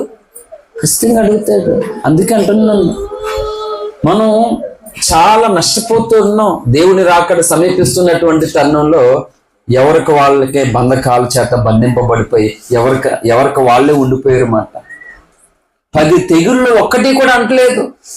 ఇప్పుడు కూడా ఇన్ని చేశాడు కదా దేవుడు మనల్ని కాపాడడానికి, ఇక్కడెందుకు వదిలేస్తాడైనా? ఇప్పుడు కూడా ఏదో చేస్తాడు, ఆయన వైపు చూడాలి కదా, చూడలేదు. అలాగే వాళ్ళ సాక్ష్యాలు విన్నాం, వీళ్ళు సాక్ష్యాలు విన్నాం, మన పట్ల ఎన్నో కార్యాలు దేవుడు చూసి ఉన్నాం. కానీ మనం కూడా ఏం చేస్తామంటే ఇశ్రాయేలు లాగే సమస్యల వైపు, పరిస్థితుల వైపు చూస్తూ ఉన్నాం. అలా చూస్తూ ఉన్నప్పుడు ఏమవుతుందో తెలుసా? నీ యాత్రకి బ్రేక్ అవుతుంది, నీ యాత్ర బ్రేక్ అయిపోతుంది, ముందుకు సాగలేవు నువ్వు. హల్లెలూయా. అందుకే నీ జీవితంలో నీవు ఎవరి వైపు చూడాలి? దేని వైపు చూస్తున్నావు నువ్వు? విశ్వాసానికి కర్తయు దాన్ని కొనసాగించోడైనా యేసు వైపు చూస్తూ ముందుకు సాగాలని ఇది బైబిల్ చెప్పింది. ఇప్పుడు చెప్తే ఫిజికల్గా ఇప్పుడు నీవు ఎవరి వైపు చూస్తున్నావు? ప్రసంగానికి ఒకవేళ మనం టైటిల్ పెడితే ఇది పెట్టాలి, నీవు ఎవరి వైపు చూస్తున్నావు అంటే చూడు ఒకసారి. నీకు నచ్చిన వాళ్ళని ఆదాము అవ్వ చూసింది ఎవరి వైపు? పండు వైపు చూసింది. చూసి అమ్మగారు ఏమయ్యారు ఇప్పుడు? చెప్పండి అమ్మా. ఏమైంది? నాశనం తెచ్చుకుంది. ఇగో ఈరోజు మనందరికి కష్టం మిగిల్చింది. హల్లెలూయా. ఎవరి వైపు చూసింది? పండు వైపు చూసింది. ఏం పండు ప్రియులారా? పాస్టర్ గారు హల్లెలూయా. ఏం పండు అనుకున్నారు? అది పనస పండ, దానిమ్మ పండ, యాపిల్ పండ? ఆ పండు పేరు తెలియదు. హల్లెలూయా. దానికోసం మళ్ళీ సాగదీయడం ఒకటి ఈ అయ్యగారులు. అది చూసింది. అలాగే ఈరోజు దేవుని జనాంగము, దైవ జనము మన చుట్టూ జరుగుతున్నటువంటి పరిస్థితులు, సమస్యలు, ఇబ్బందులు వీటి వైపు చూస్తున్న. నిజమే, ఒక కాళ్ళు ముళ్ళుగుచ్చుకుంది, దాన్ని చూడమా? ఇంత సమస్య వచ్చింది, దాన్ని చూడమంటే చూస్తాం. అంటే దాని బైబిల్ చెప్తున్నటువంటి అర్థం ఏంటంటే పలానా దెబ్బ తగిలింది, పలానా నష్టమైంది, దాని వైపు చూడొద్దని కాదు. దాని అర్థం ఏంటంటే దాని వైపు చూసి నీ విశ్వాసాన్ని పాడు చేసుకోవద్దు. అది కనబడుతుంది కదా నీకు, దాని వెనకతలు చూడు, నేను నీకు ఎలా తోడుగా ఉంటాను. ఏంటి దావీదుని అడిగితే, దావీదు నువ్వు చూస్తే గొర్రెపిల్లంత ఉన్నావు నువ్వు, అలాంటిది ఆడి సింహాలని చీల్చేసేటువంటి శక్తివంతుడు కదా, ఆడి మీదకి యుద్ధానికి వెళ్ళాలని అసలు ఆలోచన ఎలాగొచ్చింది నీకు? పోనీ అప్పుడు నీకు పెళ్లి కూడా అవ్వలేదు, మీ ఆవిడేమన్నా మంటేసి ఎక్కించడానికి. చెప్పు, ఎలా రెచ్చిపోయి వెళ్ళిపోయావు నువ్వు కొంప తీసి?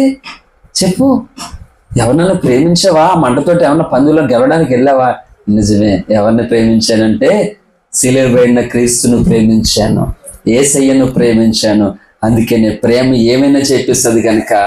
ఆడా నాక గొర్రె అంటున్నావు కదా, నేను నిజమే గొర్రెలతో ఉన్నాను కదా, నా గొర్రె కంటే చిన్న గొర్రెలా కనిపించేటాడు, అందుకే వెళ్ళిపోయినాడు మీదకంటాడు దావీదు. ఎందుకంటే ఇశ్రాయేలీలు, సౌలు అందరూ కూడా వీళ్ళ కంటే సామర్థ్యము, బలము, అధికారము కలిగినటువంటి గొలియాత్ అనే శక్తిని చూస్తూ ఉండి వీళ్ళు బలాన్ని వీళ్ళు తక్కువ అంచనా వేసుకున్నారు. కానీ దావీదు మాత్రం ఆ గొలియాత్ కంటే బలవంతుణ్ణి చూడగలిగాడు మాట, అందుకు విజయాన్ని పొందాడు. అదే దావీదు వల్ల అవుతుందా? అవదు. నేను అదే చెప్తున్నా. సరే, నీ సమస్యను చూస్తూ చూస్తూ కృంగిపోతూ నలిగిపోతూ దేవుని దగ్గరికి రాకుండా దూరంగా ఉండిపోతున్నా. ఈ రోజు చాలా మంది క్రైస్తవుని సాతాను అలాగే బంధించేశాడు. దేవుని దగ్గరికి వెళ్ళకుండా వాళ్ళకున్నటువంటి సమస్యలు తెచ్చిగా స్టక్ చేసి పెట్టేశాడు అక్కడ. అది క్లియర్ అయిన తర్వాత అప్పుడు చేద్దాం, అది క్లియర్ అయిన తర్వాత అప్పుడు చూద్దాం అని అనుకుంటున్నారు. చూడడానికి ఏముండదు. సొదొమ గొమొర్రా పట్టణాలు కాల్చి బూడిద చేస్తూ ఉన్నాడు దేవుడు. మీరు చూడొద్దు, మిమ్మల్ని తప్పించడానికి వచ్చానని లోతుని చెప్పి ఎవరు వెనక్కి తిరిగి చూడొద్దు, మీరు వెళ్ళండి అని చెప్పేసి చెప్తే ఎందుకు లోతు భార్యకి ఎందుకంత ఆరాటం ఎందుకు? అందుకే చెప్పాను కదా మన పెదవర్షంలో, నీది పోరాటమా ఆరాటమా? ఆరాటం అంట. ఎందుకు అమ్మగారు, ఎందుకు వచ్చిందే బాబు నీకు? ఆయన ఏదో చెయ్యట్టుకున్నాడు, నడిపిస్తున్నాడు, వెళ్ళిపోవచ్చు కదా. చూసింది వెనక్కి తిరిగి ఏదో ఆర్పిసి నీళ్ళే ఆర్పిసినట్టు ఉప్పు స్తంభం అయిపోయిందంట. అందుకే చెప్తున్నాను, నీవు ఎవరి వైపు చూస్తున్నావు? హల్లెలూయా. ఒకవేళ మనం చూడవలసి వస్తే ఏంటి అంటే నీ విశ్వాసం చల్లారిపోని వైపు చూడాలి. హల్లెలూయా. నీ మంట ఆరిపోలేనటువంటి వైపు చూడాలి. నీ విశ్వాసము ఆగిపోకుండా, నీ విశ్వాసం సన్నగిల్లిపోకుండా, నీ విశ్వాసం తొట్టిల్లిపోకుండా ఎవరి వైపు చూస్తే బెటరో వారి వైపు చూడాలి. హల్లెలూయా. కానీ ఎవరి వైపు చూస్తున్నాం? చూడండి, పరిశుద్ధ లేఖనాలలో ఒక మాట మనందరికి అవసరాన్ని బట్టి మత్తయి సువార్త 14వ అధ్యాయము 28వ వచనం. ప్రభువా, నీవే అయితే నీళ్ళ మీద నడిచి నీ యొద్దకొచ్చుటకు అనెను. ఆయన రమ్మనగానే పేతురు దోణి దిగి యేసునొద్దకు వెళ్ళుటకు నీళ్ళ మీద నడిచెను గాని. చాలండి, నీళ్ళ మీద నడవడానికి యేసు వైపు చూశాడు పేతురు. మిగిలిన వాళ్ళు ఆశ్చర్యపోయారు. హల్లెలూయా. అసలు నీళ్ళ మీద నడవడం సాధ్యమేనా? కానీ యేసు వైపు చూసి పడవలో ఉన్నటువంటి పేతురు నీళ్ళ మీద నడిచాడు. హల్లెలూయా. కానీ గాలిని చూసేటట్టు మళ్ళా యేసుని చూసినప్పుడేమో తెగింపు వచ్చింది. చూడండి, ఇక్కడ యేసుని చూసినప్పుడు విశ్వాసం వచ్చింది, తెగింపు వచ్చింది, ఆసక్తి వచ్చింది, ధైర్యం వచ్చింది, బలం వచ్చింది. కానీ గాలిని చూసిన వెంటనే ఇవన్నీ తుస్ అన్నాయి మాట, మునిగిపోయాడు. ఇంతే మన జీవితం ఆ రెండు చోట్ల ఉండిపోయింది ఈరోజు. ఇంకా ఈ ప్రసంగాన్ని నేను చెప్తున్నాను, 100 ప్రసంగాలు చేస్తాను కంటిన్యూగా అలాగనే. ఆ గాలి దగ్గర యేసు దగ్గర ఉండిపోయింది జీవితం అంతా. ఈనాటి సంఘాలది, క్రైస్తవాంది అన్నమాట. అంటే ఒక మాట చెప్తున్నాను, నిజమే, చుట్టూ ఇన్ని భయంకరమైనటువంటి శ్రమలు పరిస్థితులు ఉన్నాయి, మంచిదే. చుట్టూ చూసుకున్నాం అంటే సమస్య నుండి బయటపడడానికి ఎలాగని చూసుకున్నాం, చూడడానికి పరిష్కారం లేదు. కాబట్టి ఇప్పుడు ఏం చేయాలి? అర్జెంటుగా చచ్చిపోయానా అంటే చూసారా ఏంటి అసలు చావు పరిష్కారమా అసలానే అలా చూస్తున్నారు. నిన్న హైదరాబాద్లో ఒక తల్లి 2 బిడ్డలు, యవనస్తులు, వాళ్ళను బాబు పాప, వాళ్ళు యవనస్తులే. ఏం ప్రాబ్లం ఏం తెలియదు. ఇప్పుడు జరుగుతుంది స్టోరీ మొత్తానికి. ఆ 2 పిల్లల్ని కూడా పెద్దోళ్ళే, యవనస్తులు వాళ్ళు. 2 చేతులు పట్టుకుని రైల్వే పట్టా మీదకి వెళ్ళి 3 చచ్చిపోయారు. ఏం ప్రాబ్లం అయిందో తెలియదు. ఇప్పుడు ప్రస్తుతం అది నివేదిక పోలీసు వాళ్ళు దర్యాప్తు చేస్తున్నారు అన్నమాట. అంటే ఇప్పుడు ఆటోమేటిక్ ఎలా ఉన్నాయంటటువంటి పరిస్థితులు, ఇప్పుడు చుట్టూ ఉన్నటువంటి అపాయ పరిస్థితులను బట్టి ఇంకా మనం ఎవరు తప్పించేవారు లేరు, మనకు ఎవరు సపోర్ట్ లేరు, మన సహకారులు లేరు, కాబట్టి చచ్చిపోవడం ఇది ఈజీగా చూసుకుంటున్నారు. ఏంటి చచ్చిపోవడానికి తెగించినప్పుడు, చచ్చిపోవడం కోసం ఆలోచన చేసినప్పుడు, అదేదో బ్రతకడానికి ఆలోచిస్తే పరిష్కారం ఉంటుంది కదా, అవునా కదా? ఏంటి చచ్చిపోయే కొరకు ఆలోచించే బదులు బ్రతకడానికి ఆలోచిస్తే పరిష్కారం దొరకదంటారా? ఖచ్చితంగా దొరుకుతుంది. పరిష్కారం లేనిదంటూ ఏది లేదు, ఖచ్చితంగా ఉంది. హల్లెలూయా. ఏ మనుషుడి దగ్గర లోకంలో ఎక్కడ ఏ స్థలంలో పరిష్కారం లేకపోవచ్చు, కానీ ఏంటి ఇక్కడ పరిష్కారం లేనటువంటిది ఏది లేదు ఈ భూమి మీద. హల్లెలూయా. క్రీస్తు దగ్గర, బైబిల్ దగ్గర పరిష్కారం కానిదంటూ ఏది కూడా లేదు మాట. అంత ఉంది ఇక్కడ పరిష్కారం, కానీ మనం చూడ అంటే చెప్పు. ఇప్పుడు దేవుడు నీకు ఇచ్చినటువంటి విశ్వాసాన్ని నువ్వు పోగొట్టుకుంటున్నావా, కొనసాగించుకుంటున్నావా? ఏంటి చెప్పండి. అంటే సాక్షాత్తు దేవుడు ఇచ్చినటువంటి విశ్వాసాన్ని పోగొట్టేసుకుంటున్నారు చాలా మంది. అందుకే చెప్పాడు అక్కడ, సులువుగా చిక్కులు, ఇంత గొప్ప సాక్షి సమూహం మేఘం వల్ల మనల్ని ఆవరించినందువలన అని పైవచనం చెప్పి, ఏంటి ఈ సులువుగా చిక్కులు పెట్టు ప్రతి భారము నుండి మనం విడుదల పొందడానికి ఏం చేయాలంట? విశ్వాసాన్ని కర్తీ దాన్ని కొనసాగించోడైనా యేసు వైపు చూస్తూ ముందుకు కొనసాగాలట. మన ఎదుటించబడిన పరుగు పందెంలో ఓపికతో పరిగెత్తాలి. యేసు వైపు చూడట్లేదు క్రైస్తవులు. నేను చెప్తున్నాను, దేవుడు అడుగుతాడు రేపు పొద్దుట లెక్క. నువ్వు నీ వైపే చూసుకుంటున్నావు, నువ్వు అందరి వైపు చూస్తున్నావు, నీ సమస్యల వైపు చూస్తున్నావు, కానీ వాటి నుండి తప్పించగలిగిన సామర్థ్యం, అధికారం ఉన్నటువంటి నా వైపు నువ్వు చూడలేకపోతే నేనేం చేయాలి, నేను ఎలా చేయాలి, నేను ఎందుకు చేయాలి అని అనుకుంటాడు ఆయన. అందుకనే కనీసం మనము ఈ సంవత్సరం నుంచి అయినా సరే చూడవలసినటువంటి వారి వైపు మనం చూడాలి. హల్లెలూయా. అలా చూడకపోతే ఎన్ని అనర్థాలు ఉంటాయి. ఇక్కడ మునిగిపోయాడు ఆయన, అది వేరే విషయం. ఏంటి ఒక మాట చెప్తాను, అబ్రాహాము సారా అందరూ తెలుసు కదా, తెలుసా? మీ ఇంటి పక్కన ఏమన్నానే? హల్లెలూయా. మీ అక్క ఎంత నవ్విందో, పాప నవ్వుదానని చాలా ఆశ ఉంది కానీ అవ్వలేకపోతుంది మాట, ఒప్పులేదు. హల్లెలూయా. సో అబ్రాహాముకు సారమ్మకు దేవుడు వాగ్దానం చేశాడు, ఏమని? నేను ఒక కుమారుణ్ణి ఇస్తానని చెప్పాడు. అబ్రాహాము నమ్మాడు, సారమ్మ కూడా నమ్మింది. చూస్తుంది, దేవుడు వాగ్దానం చేశాడు కదా ఇస్తాడో, సరే నా వయసు ఎంత ఉంది కాబట్టి ఇంత వయసు వచ్చేసరికి ఇచ్చేస్తాడు అని అనుకుంది. మా ఆయన వయసు ఎంత వయసు కాబట్టి ఇంత వయసు అవ్వకముందు ఇచ్చేస్తాడు అని అనుకుంది. చూసింది ఇదేంటి ఆయన వయసు అయిపోతుంది, ఈమె వయసు అయిపోతుంది. తీరా చూసింది, ఎవరిని చూసింది? పక్కనున్న ఆగని చూసింది. ఎంత తెలివిందో సారమ్మ, అనవసరంగా సైట్లు తెచ్చుకోవద్దు. హల్లెలూయా. పక్కనున్న సారమ్మను చూసింది, సారా ఆగను చూసింది. చూస్తే ఏమైంది? అది అయ్యింది మాట. ఎందుకంత కంగారే? ఆడవాళ్ళకి చాలా ఆరాటం, చాలా వరకు. ఇగో నువ్వు వస్తావని చూసాను, వచ్చావు, ఇంతవరకు అడగలేదు, ఏం జరిగిందని అడగలేదు. ఎంత ఆరాటమో అందరూ కాదు కానీ కొందరు. హల్లెలూయా. ఆడవాళ్ళు మీకు జోహార్లమ్మ. కొంతమందికి ఆరాటం మాట. ఇందాక నుంచి వస్తున్నాను, ఏమన్నా ఒక మాట అడిగావు నువ్వు అసలని? గొడవ ఎలాగైనా ఎట్టుకోవచ్చండి, ఎట్టుకోకూడదా? ఎట్టుకుంటారు లేదా? ఎలాగైనా ఎట్టుకోవచ్చు, గొడవ పెట్టుకోవాలంటే. పాపం ఆయన ఏ పని మీద అలసిపోయి ఏం మాట్లాడుతూ నువ్వు రేగుతావు అని చెప్పేసి ఆయన మౌనంగా ఉన్నాడు. మౌనంగా ఉన్నాడు ఏంజిరే, రాగానే అరిచేస్తాడు, వచ్చుకోసేపైన మౌనంగా ఉన్నాడు. ఎలాగైనా పొరపాటే, అలాగైనా పొరపాటే. అందుకని చాలా ప్రమాదం. సారా ఆగర్ వైపు చూసింది. చూసి ఏమైందంటే ఈ నిశ్చిత బాగుంటుంది, మా ఆయనకి ఎలాగ పిల్లలు లేరు కదా అనుకుంది, ఇచ్చేసింది.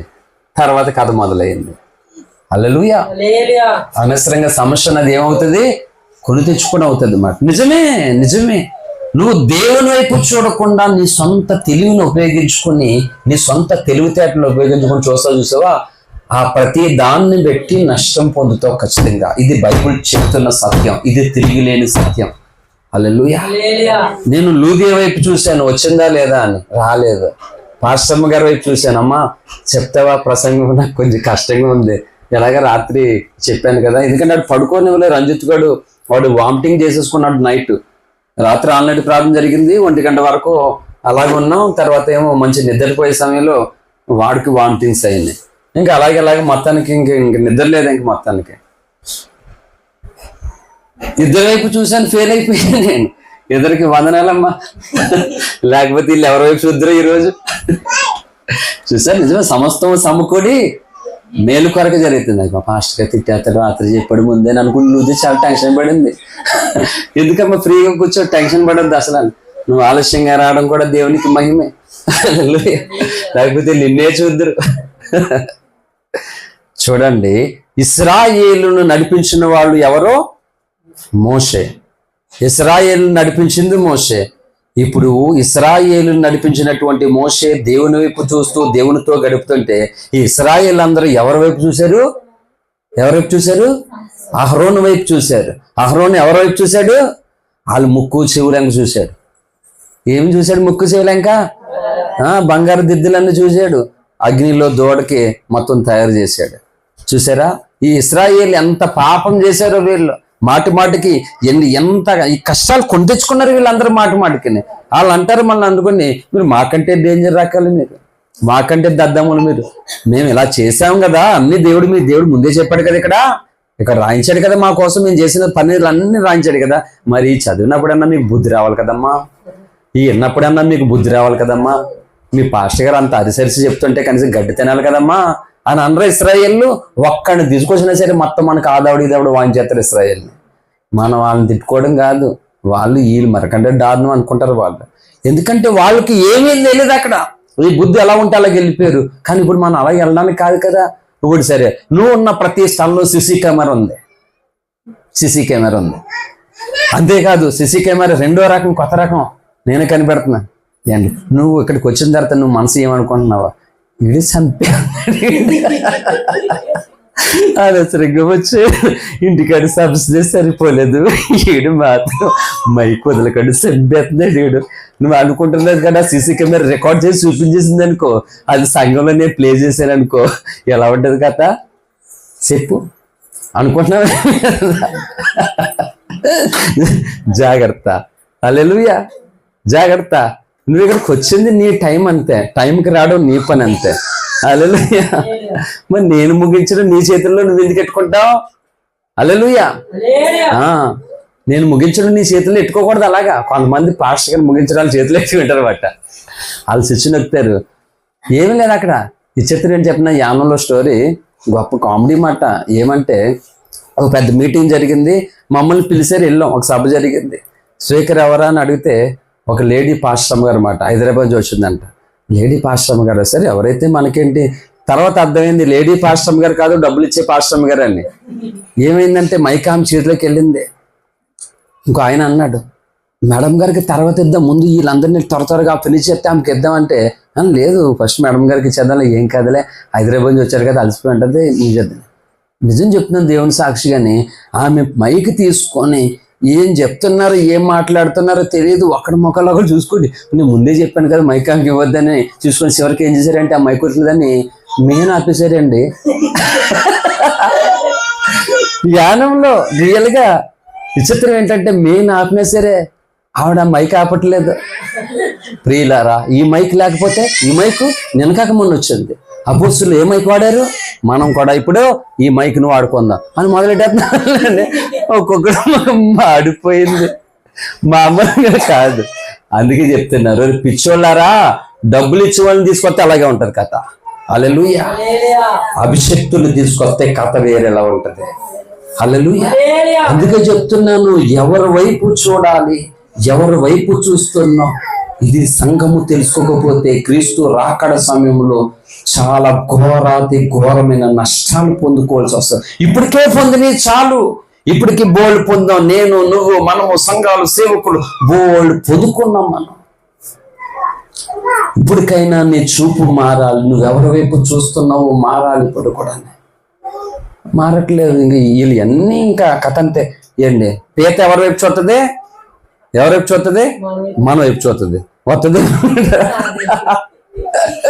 ఏంటి మాకు కొంగులు బొంగులు అట్టుకోడు రాదని చెప్పేసి ఇలా పీత నా వైపే చూస్తుంది కదా, నా దగ్గరకు వచ్చేస్తుంది బొంగెట్టేద్దాం అనుకుంటే అది నా వైపు చూస్తుంది, మెల్లమెల్లగా ఇలా వెళ్ళిపోతుంది అది. మనం కూడా ఎంత తెలివైన వాళ్ళంటే ఈ పీతలాగా, మన దేవుడు ఎవరు ప్రియులారా? యేసయ్య దేవుడు, మన దేవుడు. ఎవరు అనుకోండి మన దేవుడు రక్తం కాచి ప్రాణం పెట్టిన దేవుడు. ఇవన్నీ పాటల్లోనే, మన దేవుడు అంతా పాటల్లోనే. ఆయన కూడా అనుకుంటాడు, సిలువ కోసం నా పిల్లలు చెప్పుకుంటున్నారు కదా, పాట పాడారు కదా, ఇప్పుడు నా వైపు చూస్తారని ఆయన 2 చేతులు సాపేసి ఇలా చూస్తున్నాడు. మనం ఆయన వైపు చూసి ఏం చేస్తుంది తెలుసా, ఇలా వెళ్ళిపోతున్నాం మనం, అంతే కదా. చెప్పండి, పీతలు అనుకుంటున్నావా? మనం కాదా, మనం అలాగే వెళ్ళిపోతున్నాం. అంటే మనం అలాగే వెళ్ళిపోతామని పీతను తయారు చేశాడు దేవుడు. హల్లెలూయా. ఇప్పుడు చెప్పండి అమ్మ, పెదవసరాలు పీతలు ఎందుకో, ముందే మనం ఉన్నాం కాబట్టి ఆ పీతల్ని మనం చూపించడానికి, రే పీతలు వెళ్ళిపోతానే అనుకుంటున్నామేమో, నువ్వు అలాగే వెళ్ళిపోతున్నావని దేవుడు చూపించడానికి. హల్లెలూయా. సారా గారు ఎవరు చూశారు? ఆగర్ వైపు చూసిందే. చూస్తే అక్కడ వదిలివేసింది. అమ్మో దీన్ని చేయడం ఏంటి, దేవుడు నాకు చెప్పాడు కదా అని అనుకుంటే బాగున్ను. భర్తకిచ్చి పెళ్లి చేసింది. ఇప్పుడు తెచ్చుకున్న అనవసరంగా సైతనే. అబ్రహాం తెచ్చుకున్నాడా? కాబట్టి అనవసరంగా తెచ్చుకోకండి అమ్మలారా. హల్లెలూయా. సైతు పోరు అనేటువంటి ఒక ప్రసంగం చేశారు రంజిత ప్రియ. సవితి పోరు నిజమే. అంటే సవితి పోరు అంటే ఇంకొకటి కట్టుకుంటారని కాదు అర్థం. ఆ పోరు ఎలాగుంటుందో అలాగుంటది, సాతాను తోట అలా ఉంటది మాట. దేవుని వైపు మనం చూడాలి. ఏంటి, భక్తుల వైపు మనం చూడాలి. చూడండి, ఇప్పుడు వీళ్ళు అవ్వ పండు వైపు చూసింది, పేతురు గాలి వైపు చూశాడు, సారా ఆగర్ వైపు చూసింది, ఇశ్రాయేలు అహరోను వైపు చూశాడు, అహరోను వాళ్ళ చెవు దుర్జు వైపు చూశాడు. వాళ్ళేమో అవన్నీ ఏగానే బంగారు దొడైంది. అందుకని ఎవరి వైపు చూడాలో వారి వైపు చూస్తేనే నీవేమవుతావంటే విశ్వాస వీరుడు, విశ్వాస వీరురాలు అవుతావు. హల్లెలూయా. చూడవలసిన వారి వైపు చూడకపోతే ఏమవుతావంటే నీ విశ్వాస యాత్రలో బ్రేకప్ వస్తుంది, ఆగిపోతావు, విశ్వాసంలో సాగలేవు ముందుకి నువ్వు. అందుకేనే మూలవాక్యం, విశ్వాసానికి కర్తయు దాన్ని కొనసాగిస్తాడంట. ఇప్పుడు కొనసాగిస్తాడంటే ఆయన వైపు చూస్తున్నంతసేపు. అంటే ఎలాంటి స్థితులు ఏర్పడినా, ఎలాంటి పరిస్థితులు ఏర్పడినా ఆయన వైపు చూస్తూ ఉంటే నీ విశ్వాసం అక్కడితో ఆగిపోవాలి. కానీ ఆయన వైపు చూస్తున్నావు కదా, ఆగిపోనివాడు ఆయన. ఇది లాజరుకు కలిగిన ప్రత్యక్షత. హల్లెలూయా. లాజరు తన ఇంటి ఎదుటే ఉన్నటువంటి ధనవంతుని ప్రతిరోజు చూస్తున్నాడు. చెప్పి నేను ముగించేస్తాను. చాలా ఇంపార్టెంట్ సందేశం. ఏంటి, నేను వాళ్ళ వైపు 2 వైపు చూశాను చెప్తారేమని, తీరా ఏంటంటే లాస్ట్ లో మీ వైపు కూడా చూశాను. అమ్మో ఎంత మంది వచ్చారు ఈ రోజంతా ఆస్తోటి, వాళ్ళు ఒట్టిగా వెళ్ళిపోకూడదు, సర్లే తండ్రి నాకు మరి నా వల్ల కావట్లేదు, ఏం చేయను నేనని మొత్తం మీద ఆయన వైపు కూడా చూశాను నేను. దేవుడు కృప చూపించి ఈ సందేశం ఇచ్చాడు. నేను ఒక మాట చెప్తున్నాను ఫైనల్గా. ధనవంతుడు ఓదారము వస్త్రాలు ధరించుకున్నాడట, ప్రతి దినము సుఖపడుతూ ఉన్నాడట. అతడి ఇంటి వాకటులు ఎవరున్నారు? దరిద్రుడైన లాజరు ఉన్నారు. ఇప్పుడు లాజరుకి ధనవంతుడు ఎలాంటి వాడో తెలుసా తెలీదా? అంటే చూశాడు ధనవంతుడిని ఎలాంటి వాడో. ధనవంతులు తినేటువంటి ఆహారాన్ని, ఎందుకంటే రొట్టె ముక్కలు బల్ల మీద తిన్నాడు కదా, ఇవన్నీ తెలుసు. కానీ లాజరు మాత్రము ఆయన చూపంత ఎవరి మీద ఉంది? దేవుని మీద ఉంది. ఈ ధనవంతుని చూసి అసూయ పడచ్చు కదా, ఈర్ష్య పడచ్చు కదా, కష్ట కలగచ్చు కదా. ఈ ధనవంతుడు చచ్చిపోతే బాగుంది, ఆ తర్వాత భోజనం అయినా నాకు చేసే ఒకడు వస్తాడు, ఇలా రకరకాలుగా అనుకునే అవకాశం ఉందా లేదా? అందుకంటున్నాను, అనవసరంగా ఇతరుల మీద ఈర్ష్య పెట్టుకోకండి. ఎందుకు వస్తుంది ఈర్ష్య? ఎందుకు వస్తుంది అసూయ? ఏంటి నేను చెప్తున్నాను, రక్తం లేకుండా చావు బ్రతుకుల మధ్య ఉండి స్వార్థ చేస్తుంటే అసూయ, సేవ చేస్తుంటే అసూయ, పెళ్లి చేసుకుంటే అసూయ, ప్రార్థన చేసుకుంటే అసూయ, ఇన్ని రకాలుగా అసూయలు పడ్డారు నా చుట్టూ క్రైస్తవులందరూ. ఎందుకు వచ్చింది? అయ్యే మోకాలు నీకు కూడా ఉన్నాయి కదా, కావాలంటే నాకంటే ఒక పేగ ఎక్కువ ఉంది నీకు, అదే నువ్వు ఇంకా ఎక్కువ మండొచ్చు కదా.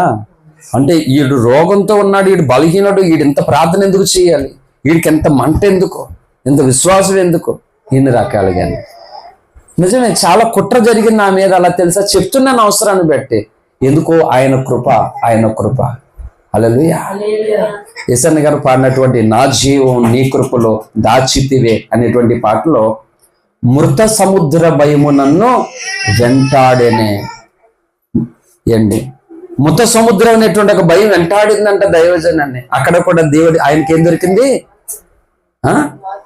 వాక్యం అనేటువంటి కృప దొరికిందంట. అది ఒక నాకు తెలియదు యేసయ్య గారి పాటలో, కానీ ఆ పాటలో ఉన్నటువంటి మాధుర్యాన్ని మాత్రం నేను పొందుకోగలిగాను. హల్లెలూయా. ఈరోజు మనకు అర్థం కావాలండి, ఏదో వచ్చామో ఒక ప్రసంగం విన్నాం వెళ్ళిపోవడం కాదు. నేను చెప్తున్నాను, గుర్తుపెట్టుకోండి. ఇప్పటి వరకు అంటే నీ జీవితంలో రక్షణ పొందిన మొదలుకొని ఇప్పటి వరకు నువ్వు పొందినటువంటి విశ్వాసంలో ఎక్కడ ఆగిపోయావు? నీ విశ్వాసంలో ఎక్కడ పుష్పత అయిపోయింది? ముందుకు వెళ్ళగలుగుతున్నావా? సాగగలుగుతున్నావా? అంటే ముందుకు సాగలేనందువలన ఎన్ని నష్టాలు ఆత్మీయంగా శారీరకంగా నువ్వు పొందుకున్నావో ఒకసారి చూసుకో. చాలు ఇంతవరకు ఆత్మీయంగా శారీరకంగా నువ్వు పొందుకున్న నష్టాలన్నీ చాలు. పులిస్టా పెట్టి ఇప్పుడు ఏం చేయాలంటే ఆ కోల్పోయినటువంటి దాన్ని అంతా తిరిగి పొందుకోవడం కొరకు అర్జెంటుగా నీ విశ్వాసం కొనసాగాలంటే ఆయన వైపు చూడాలి. నీకు బలం ఉంది కాబట్టి బలాన్ని చూడకు, ధనం ఉంది కాబట్టి ధనాన్ని చూడకు, వెనకాల బోళ్ళు మంది ఉన్నారు కాబట్టి వాళ్ళ వైపు చూడకు. ఇది లాజరు విశ్వాసం. చూడండి, ఈర్ష్యపడడానికి, అసూయ పడడానికి, సనుక్కోవడానికి ఎన్ని అవకాశాలు లాజరు దగ్గర ఉన్నాయో. నేను చెప్తున్నాను యథార్థంగా, ఎవరైనా ప్రార్థనలో ఎదుగుతుంటే సంతోషిస్తాను, స్తుతిస్తాను. ఎవరైనా పాటలు పాడుతూ ఉంటే సంతోషిస్తాను, వాక్యం చెప్తుంటే సంతోషిస్తాను, భక్తులు ఎదుగుతుంటే సంతోషిస్తాను, రక్షణ పొందుతుంటే ఏ సంఘానికి వెళ్ళా పర్లా.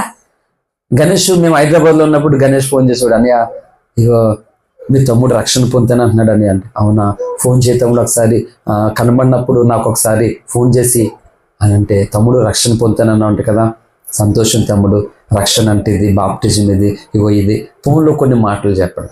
అలాగే ఎవరికోసం అన్న మనోడు చెప్తే వాళ్ళకి ఫోన్ చేసి ఇచ్చివాడు నాకు హైదరాబాద్లో ఉన్నప్పుడు, అలా వాళ్ళతో మాట్లాడినారు. అంటే వాళ్ళు ఎక్కడికో వెళ్తారు. ఎక్కడికి వెళ్తారు? యేసయ్య దగ్గరికే కదా. అంటే దేవుని యందు విశ్వాసం ఉంచుతున్నారు, ఆయన తట్టు తిరుగుతున్నారు. ఎలా నాకు లేదు ఈరోజు కూడా. అలా ఉంటే దేవుని అభిషేకం నేను పొందుకోలేను. రప్పించుకోకండి, ఆశీర్వాదాన్ని పోగొట్టేసుకుంటారు కొంతమంది. నీ పక్కన వాళ్ళు ఎదుగుతుంటే తండ్రి నీకు స్తోత్రం అని నువ్వు స్తుతించు, నువ్వు ఎదగడానికి ప్రయత్నించు. అంతేగాని వాళ్ళు ఎదుగుతున్నారని, వాళ్ళు నేర్చుకుంటున్నారని, వాళ్ళు ముందుకు వస్తున్నారని వాళ్ళ మీద ఈర్ష్యపడి అసూయ పడితే అది దేవుని లక్షణం కాదు, అది దెయ్యం లక్షణం. అది కొంతమంది పక్కన వాళ్ళని చూసుకుని వీళ్ళకి రేషనల్లో వాంతులు అయిపోయిన ఫీలింగ్ అన్నమాట. పక్కన వాళ్ళని చూసుకుని నాడు బీసిపోతుంది కొంతమంది పక్కన వాళ్ళని చూసుకొని. ఏంటో అర్థం కాదా? కొంతమంది ఏంటి బంగారం పెట్టుకోండి, నగలు పెట్టుకోండి, ఏదో మంచి చీరలు కట్టుకోండి, మంచి బట్టలు పెట్టుకోండి వచ్చారండి. వాళ్ళని చూసి నాడెందుకు వెనకెళ్ళిపోవడం? హల్లెలూయా. అందుకే చెప్తున్నాను, ఎవరిని చూసినా నీ విశ్వాసం పాడైపోకూడదు. హల్లెలూయా. అలా పాడైపోకూడదంటే లాజరు దృష్టి, ఏకాగ్రత, విశ్వాసం, నిరీక్షణ, ఆశ, ఆరాటం, ధైర్యము, బలము, శక్తి ధనవంతుడి కంటే మించిన ధనవంతుడైన దేవుని వైపు చూశాడు. హల్లెలూయా. అందుకని లాజరుకి ఏమీ కలగలేదు ఆయనకి, కనుకనే అబ్రాహాము రొమ్మున అనుకోగలిగాడు. ఈ రోజు మనం ఏం చేస్తామంటే మన జీవితంలో నిజంగానే దేవుని వైపు చూసేది తక్కువ, లోకం వైపు చూసేది ఎక్కువ. అందువల్లే మనము అనవసరమైనటువంటి నష్టాలు కొని తెచ్చుకుంటున్నాం, సులువుగా చిక్కులు పెట్టేటువంటి పాపంలో పడిపోతున్నాం. హెబ్రీ 1:12 అధ్యాయము 2వ వచనం చదివాను కదా. నేను చెప్పాను కదా, ఇంకో 100 ప్రసంగాలు కంటిన్యూ చేస్తాను అనమాట. నీకు ఓపిక అంతా అయిపోతుంది ఇంకా. హల్లెలూయా. ఏలియా అయిపోయింది, ఓపిక అంతా అయిపోయింది, చచ్చిపోదాం ఇంకా, అది నన్ను వదిలేయలేదు, యెజబెల్ వదిలేయలేదు, నన్ను ఎలాగైనా చంపేస్తుంది అది ఇంకా అనుకున్నాడు. ఏలియా, ఇక్కడ ఏం చేస్తున్నావు? మరణాపేక్ష కలిగి ఎదురు చూస్తున్నాను, ఎందుకు ఇంకా అయిపోయింది, నేను ఒక్కడిని ఏం చేయను అంటున్నాడు. దేవుడు దూత ద్వారా ఆహారాన్ని పెట్టాడట, రెండో మారు కూడా పెట్టాడట. ఒక పూట వాక్యం, ఒక గంట వాక్యం వినేసరికి అబ్బే మామూలుగా ఉండదు. ఇంకా అంతే. అప్పటి వరకు తలలో నొప్పి గుండెలోకి వచ్చేస్తుంది, గుండె నొప్పి కడుపులోకి వచ్చేది, కడుపులో నొప్పి కాళ్ళకి వచ్చేది. గంటసేపు వాక్యం వినడానికి. అందుకనే మన సంఘాల్లో వాక్యం అనేటువంటిది పుష్కలంగా ఎందుకు? ఇగో రేపు పొద్దున అసలైనటువంటి వైపు మాత్రమే చూడగలిగిన సామర్థ్యాన్ని పొందుకోవడానికి. ఆది మా సంఘంలో సభ్యునిగా చేశావు, వాక్యాసారంశమును నాకు నేర్పించావు. ఆది మా సంఘంలో సభ్యునిగా చేశావు, వాక్యాసారంశమును నాకు నేర్పించావు. సత్యవంతుడా, న్యాయవంతుడా,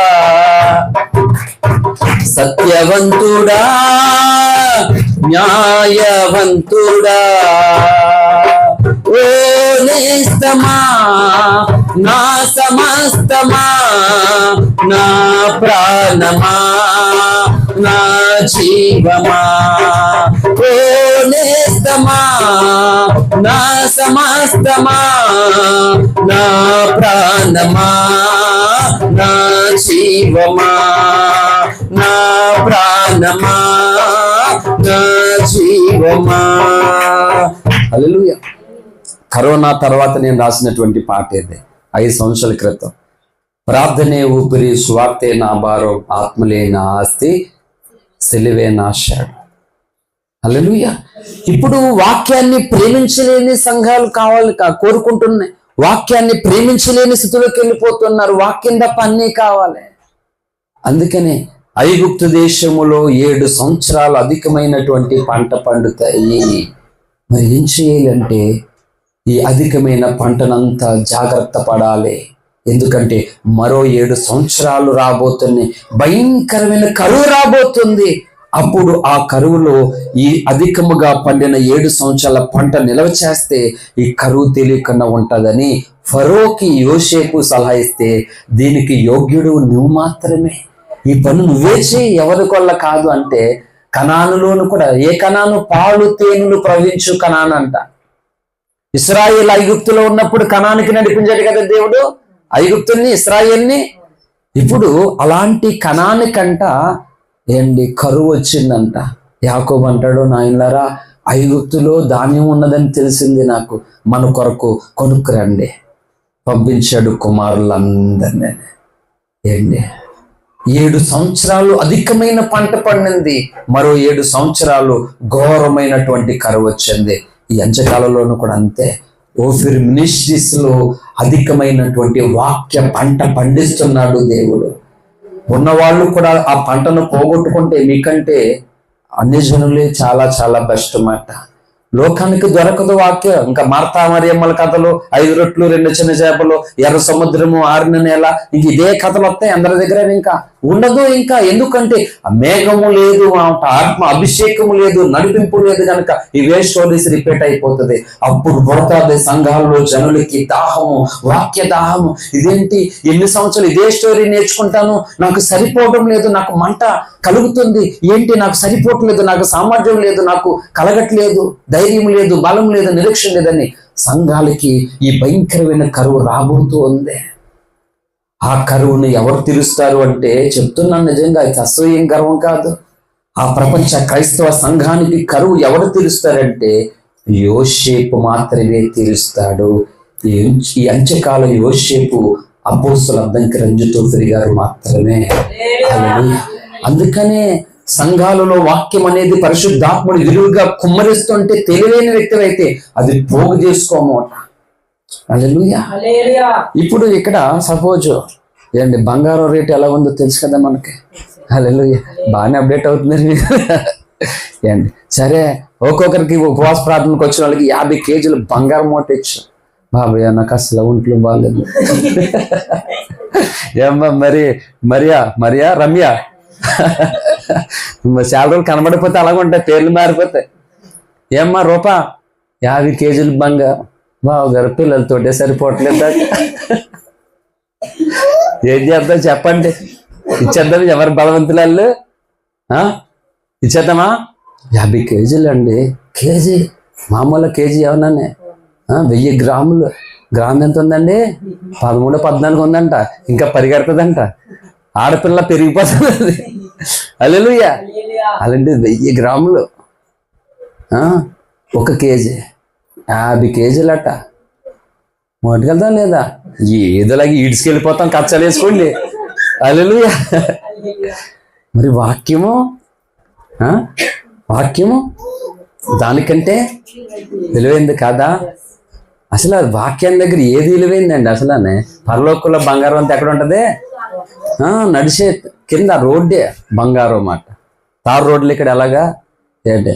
తారు రోడ్డు తారేస్తున్నారు. కొంచెం తారు తీసుకుని ఒంటికి రాసుకుంటామా? అక్కడ బంగారం కూడా అంతే.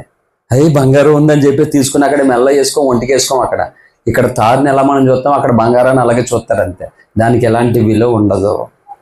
హల్లెలూయా. విలువైనది దేవుని వాక్యము, విలువైనది దేవుడు మనకిచ్చిన రక్షణ, విలువైనది సహవాసం, విలువైనది దేవుని సన్నిధి.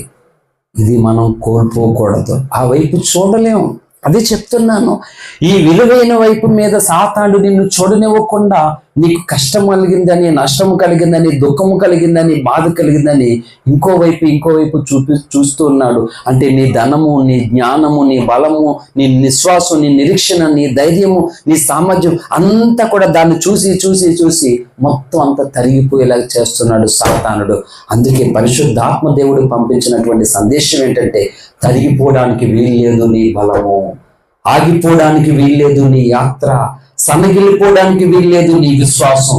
చూడు, కొనసాగించేటువంటి యేసు వైపు మాత్రమే చూడు. అలా చూడగలిగినందుకే కదా యోసేపు అంత గొప్పవాడయ్యాడు. అలా చూడగలిగిన వాడే కనుక ధనవంతుడికి దొరికిన భాగ్యాన్ని లాజరు పొందుకోగలిగాడు. అంతే. మనం చెప్పండి, ఇంకేం చెప్పను మీకు, ఇంకేం చెప్పను. 2026లోకి మనం వచ్చాం. ఇకనైనా సరే మనం చూడవలసిన వాడిని వైపు చూద్దాం. హల్లెలూయా. అలా చూడగలిగితేనే ఈ మంట కలిగేది మాట. అలా మంట కలిగేది చూడవైపోయినే. లేకపోతే మనం ఇతరుల వైపు చూడడానికి మొదలు పెట్టామనుకో, ఖచ్చితంగా వస్తుంది ఈర్ష, అసూయ, ద్వేషం. ఇవన్నీ వస్తాయి. నీకే నష్టం. అప్పుడు దేవుడు నీ హృదయంలోనికి రాడు. ఎందుకంటే ఇవన్నీ అడ్డొచ్చేస్తాయి మాట. రాడు, ఎన్ని అడ్డొచ్చేస్తాయి మాట. ఒక మాట చెప్తున్నాను. కుష్ఠరోగం కలిగినటువంటి చేతులతో మంచి బిర్యానీ ముద్ద కలిపి పెడతంటే ఎంతమంది అంటారు? ఎవరు అనరు. మరి మనమే అలాంటి ముద్ద పెట్టుకోవడానికి ఇష్టపడం కదా.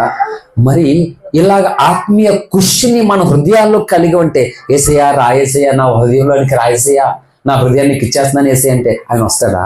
అంటే నీకో న్యాయం, ఆయనకో న్యాయమా? చెప్పండి. నువ్వు ఏదైనా న్యాయంగా ఎంచుకుంటావు, ఆయన కూడా ఎంచుకుంటాడు. మరి అవునా కాదా? ఎందుకో తెలియదు, ఈ రోజు ఎందుకు ఇక్కడికి వచ్చావో తెలియదు, కానీ యేసు దగ్గరకు మాత్రం వచ్చావు. హల్లెలూయా. కాబట్టి మార్చుకుందాం మన చూపు. అంటే టోటల్గా మొత్తం మన ideology, change your life, change your habits. నీ అలవాట్లు మారాలి, నీ ఆలోచన మారాలి, నీ తలంపులు మారాలి, ఆయన వైపే చూడాలి. దావీదు కనుక గొలియాతునే చూస్తే వెంటనే పరిగెడుతుంది తిరుపెట్టలేక. చూడలేదు, గొలియాతుని చూడలేదు, దేవుడిని చూశాడు. యెహోషువ ఇల్లు కూడా అంతే కదా. మోషే వాళ్ళు పంపించినప్పుడు, వేగు చూచి వారిని పంపించినప్పుడు వాళ్ళు ఎవరిని చూశారట? నెఫీలీలను చూశారట. నెఫీలీలను చూసి ఏమన్నారు? బాబోయ్, మనం వాళ్ళ దృష్టికి మిడతల్లాగా ఉన్నాం, తొక్కు పడేస్తారు. అంటే అయ్య బాబో, అక్కడికి మనం వెళ్ళి చంపేస్తాడు మోసే, మన వద్దు బాబో, వెళ్ళి వాళ్ళు అన్నవాడు అన్నారు. ఆడవాళ్ళందరూ, మిగతా వాళ్ళు అందరూ అన్నారు. మోషే అన్నాడు, యెహోషువ, యాకోబులు అన్నారు, కాలేబు, యెహోషువ అన్నారు, లేదు, నిశ్చయంగా దేవుడు మనకది అనుగ్రహిస్తాడు, మనం స్వాధీనపరుచుకుంటాం. నిజమే, వాళ్ళ దృష్టికి మనం మిడతలుగానే ఉన్నాం, కానీ దేవుడు బలవంతుడు కనుక మనకు అది ఇస్తాడని దేవుని వైపు చూశారు. అందుకని బైబిల్ అంతట్లోనూ కూడా ఆదాముల నుండి ప్రకటన గ్రంథం రాసిన యోహాను వరకు కూడా ఎవరు దేని వైపు చూస్తే మేలు పొందారో లేక కీడు పొందారో మనకి క్లియర్గా ఉంది. ఆదాము అవ్వలు నాశనం అవడానికి కారణం ఏంటంటే దేవుని వైపు కాక ఆ పండు వైపు చూడగలిగిన వల్లే, ఆ సర్పం వైపు చూడగల వాళ్ళే నష్టపోయారు. అందుకే చాలు బోల్డ్ కష్టాలు అనవసరమైనవి కొని తెచ్చుకుంటున్నారు క్రైస్తవులు. ఈ రోజు ఈ రోజు పెట్టి కనీసం ఇక్కడి నుంచి అయినా రాకడ సమీపిస్తున్నటువంటి తరుణంలో ఉన్నాం. ఆయన వైపు చూద్దాం, వాక్యం వైపు చూద్దాం. అప్పుడే ఎవరి వైపు చూస్తామో ఆ ప్రభావమే నీలోకి వస్తుంది అన్నమాట. ఆ శక్తి నీలోకి వస్తే ఇప్పుడు ఏం చేస్తామంటే ఏలియా కోసం చెప్పాను కదా 19 మొదటి రాజులు, ఆ భోజన బలము చేత 40 దినాలు ప్రయాణం చేసి దేవుని పర్వతమయబడిన హోరేబుకు చేరతాం. అంటే దేవుడు ఎందుకొరకు ఈ భూమి మీద నిన్ను ఎన్నుకున్నాడో, ఎందుకొరకు నిన్ను ఏర్పాటు చేసుకున్నాడో ఆ ఉద్దేశం నెరవేర్చి గమ్యస్థానానికి చేరతాం. హల్లెలూయా. అలా లేకపోతే గమ్యము లేనటువంటి స్థితిలో ముగించవలసి వస్తుంది, అప్పుడు నష్టమే. అందుకని ఈ ఉపవాస ప్రార్థనలో దేవుడు ఎందుకు ఇంత కృప చూపించి ఎవరి వైపు చూస్తున్నా అనేటువంటి అంశాన్ని మనకు అనుగ్రహించాడు. ఇక మీదట మన జీవితంలో భౌతికంగాను ఆత్మీయంగాను చూసుకుంటూ ఒకసారి మన విశ్వాసం కొనసాగించేటువంటి వైపు మాత్రమే చూస్తూ విశ్వాసానికి నష్టము కలిగించేటువంటి వాటి నుండి మన చూపును మార్చుకుని ఆయన వైపు చూస్తూ విశ్వాస వీరులవుదాం. అట్టి కృప పరిశుద్ధాత్మ దేవుడు చేరిన మనకును లైవ్ ద్వారా ఆయా స్థలాల్లో ఉన్న వారికి అనుగ్రహించును గాక. ఆమేన్ ఆమేన్. Thank you. అందరికీ వందనాలు. మోకరించండి, ప్రార్థన చేసుకుందాం. అందరూ కూడా కొద్ది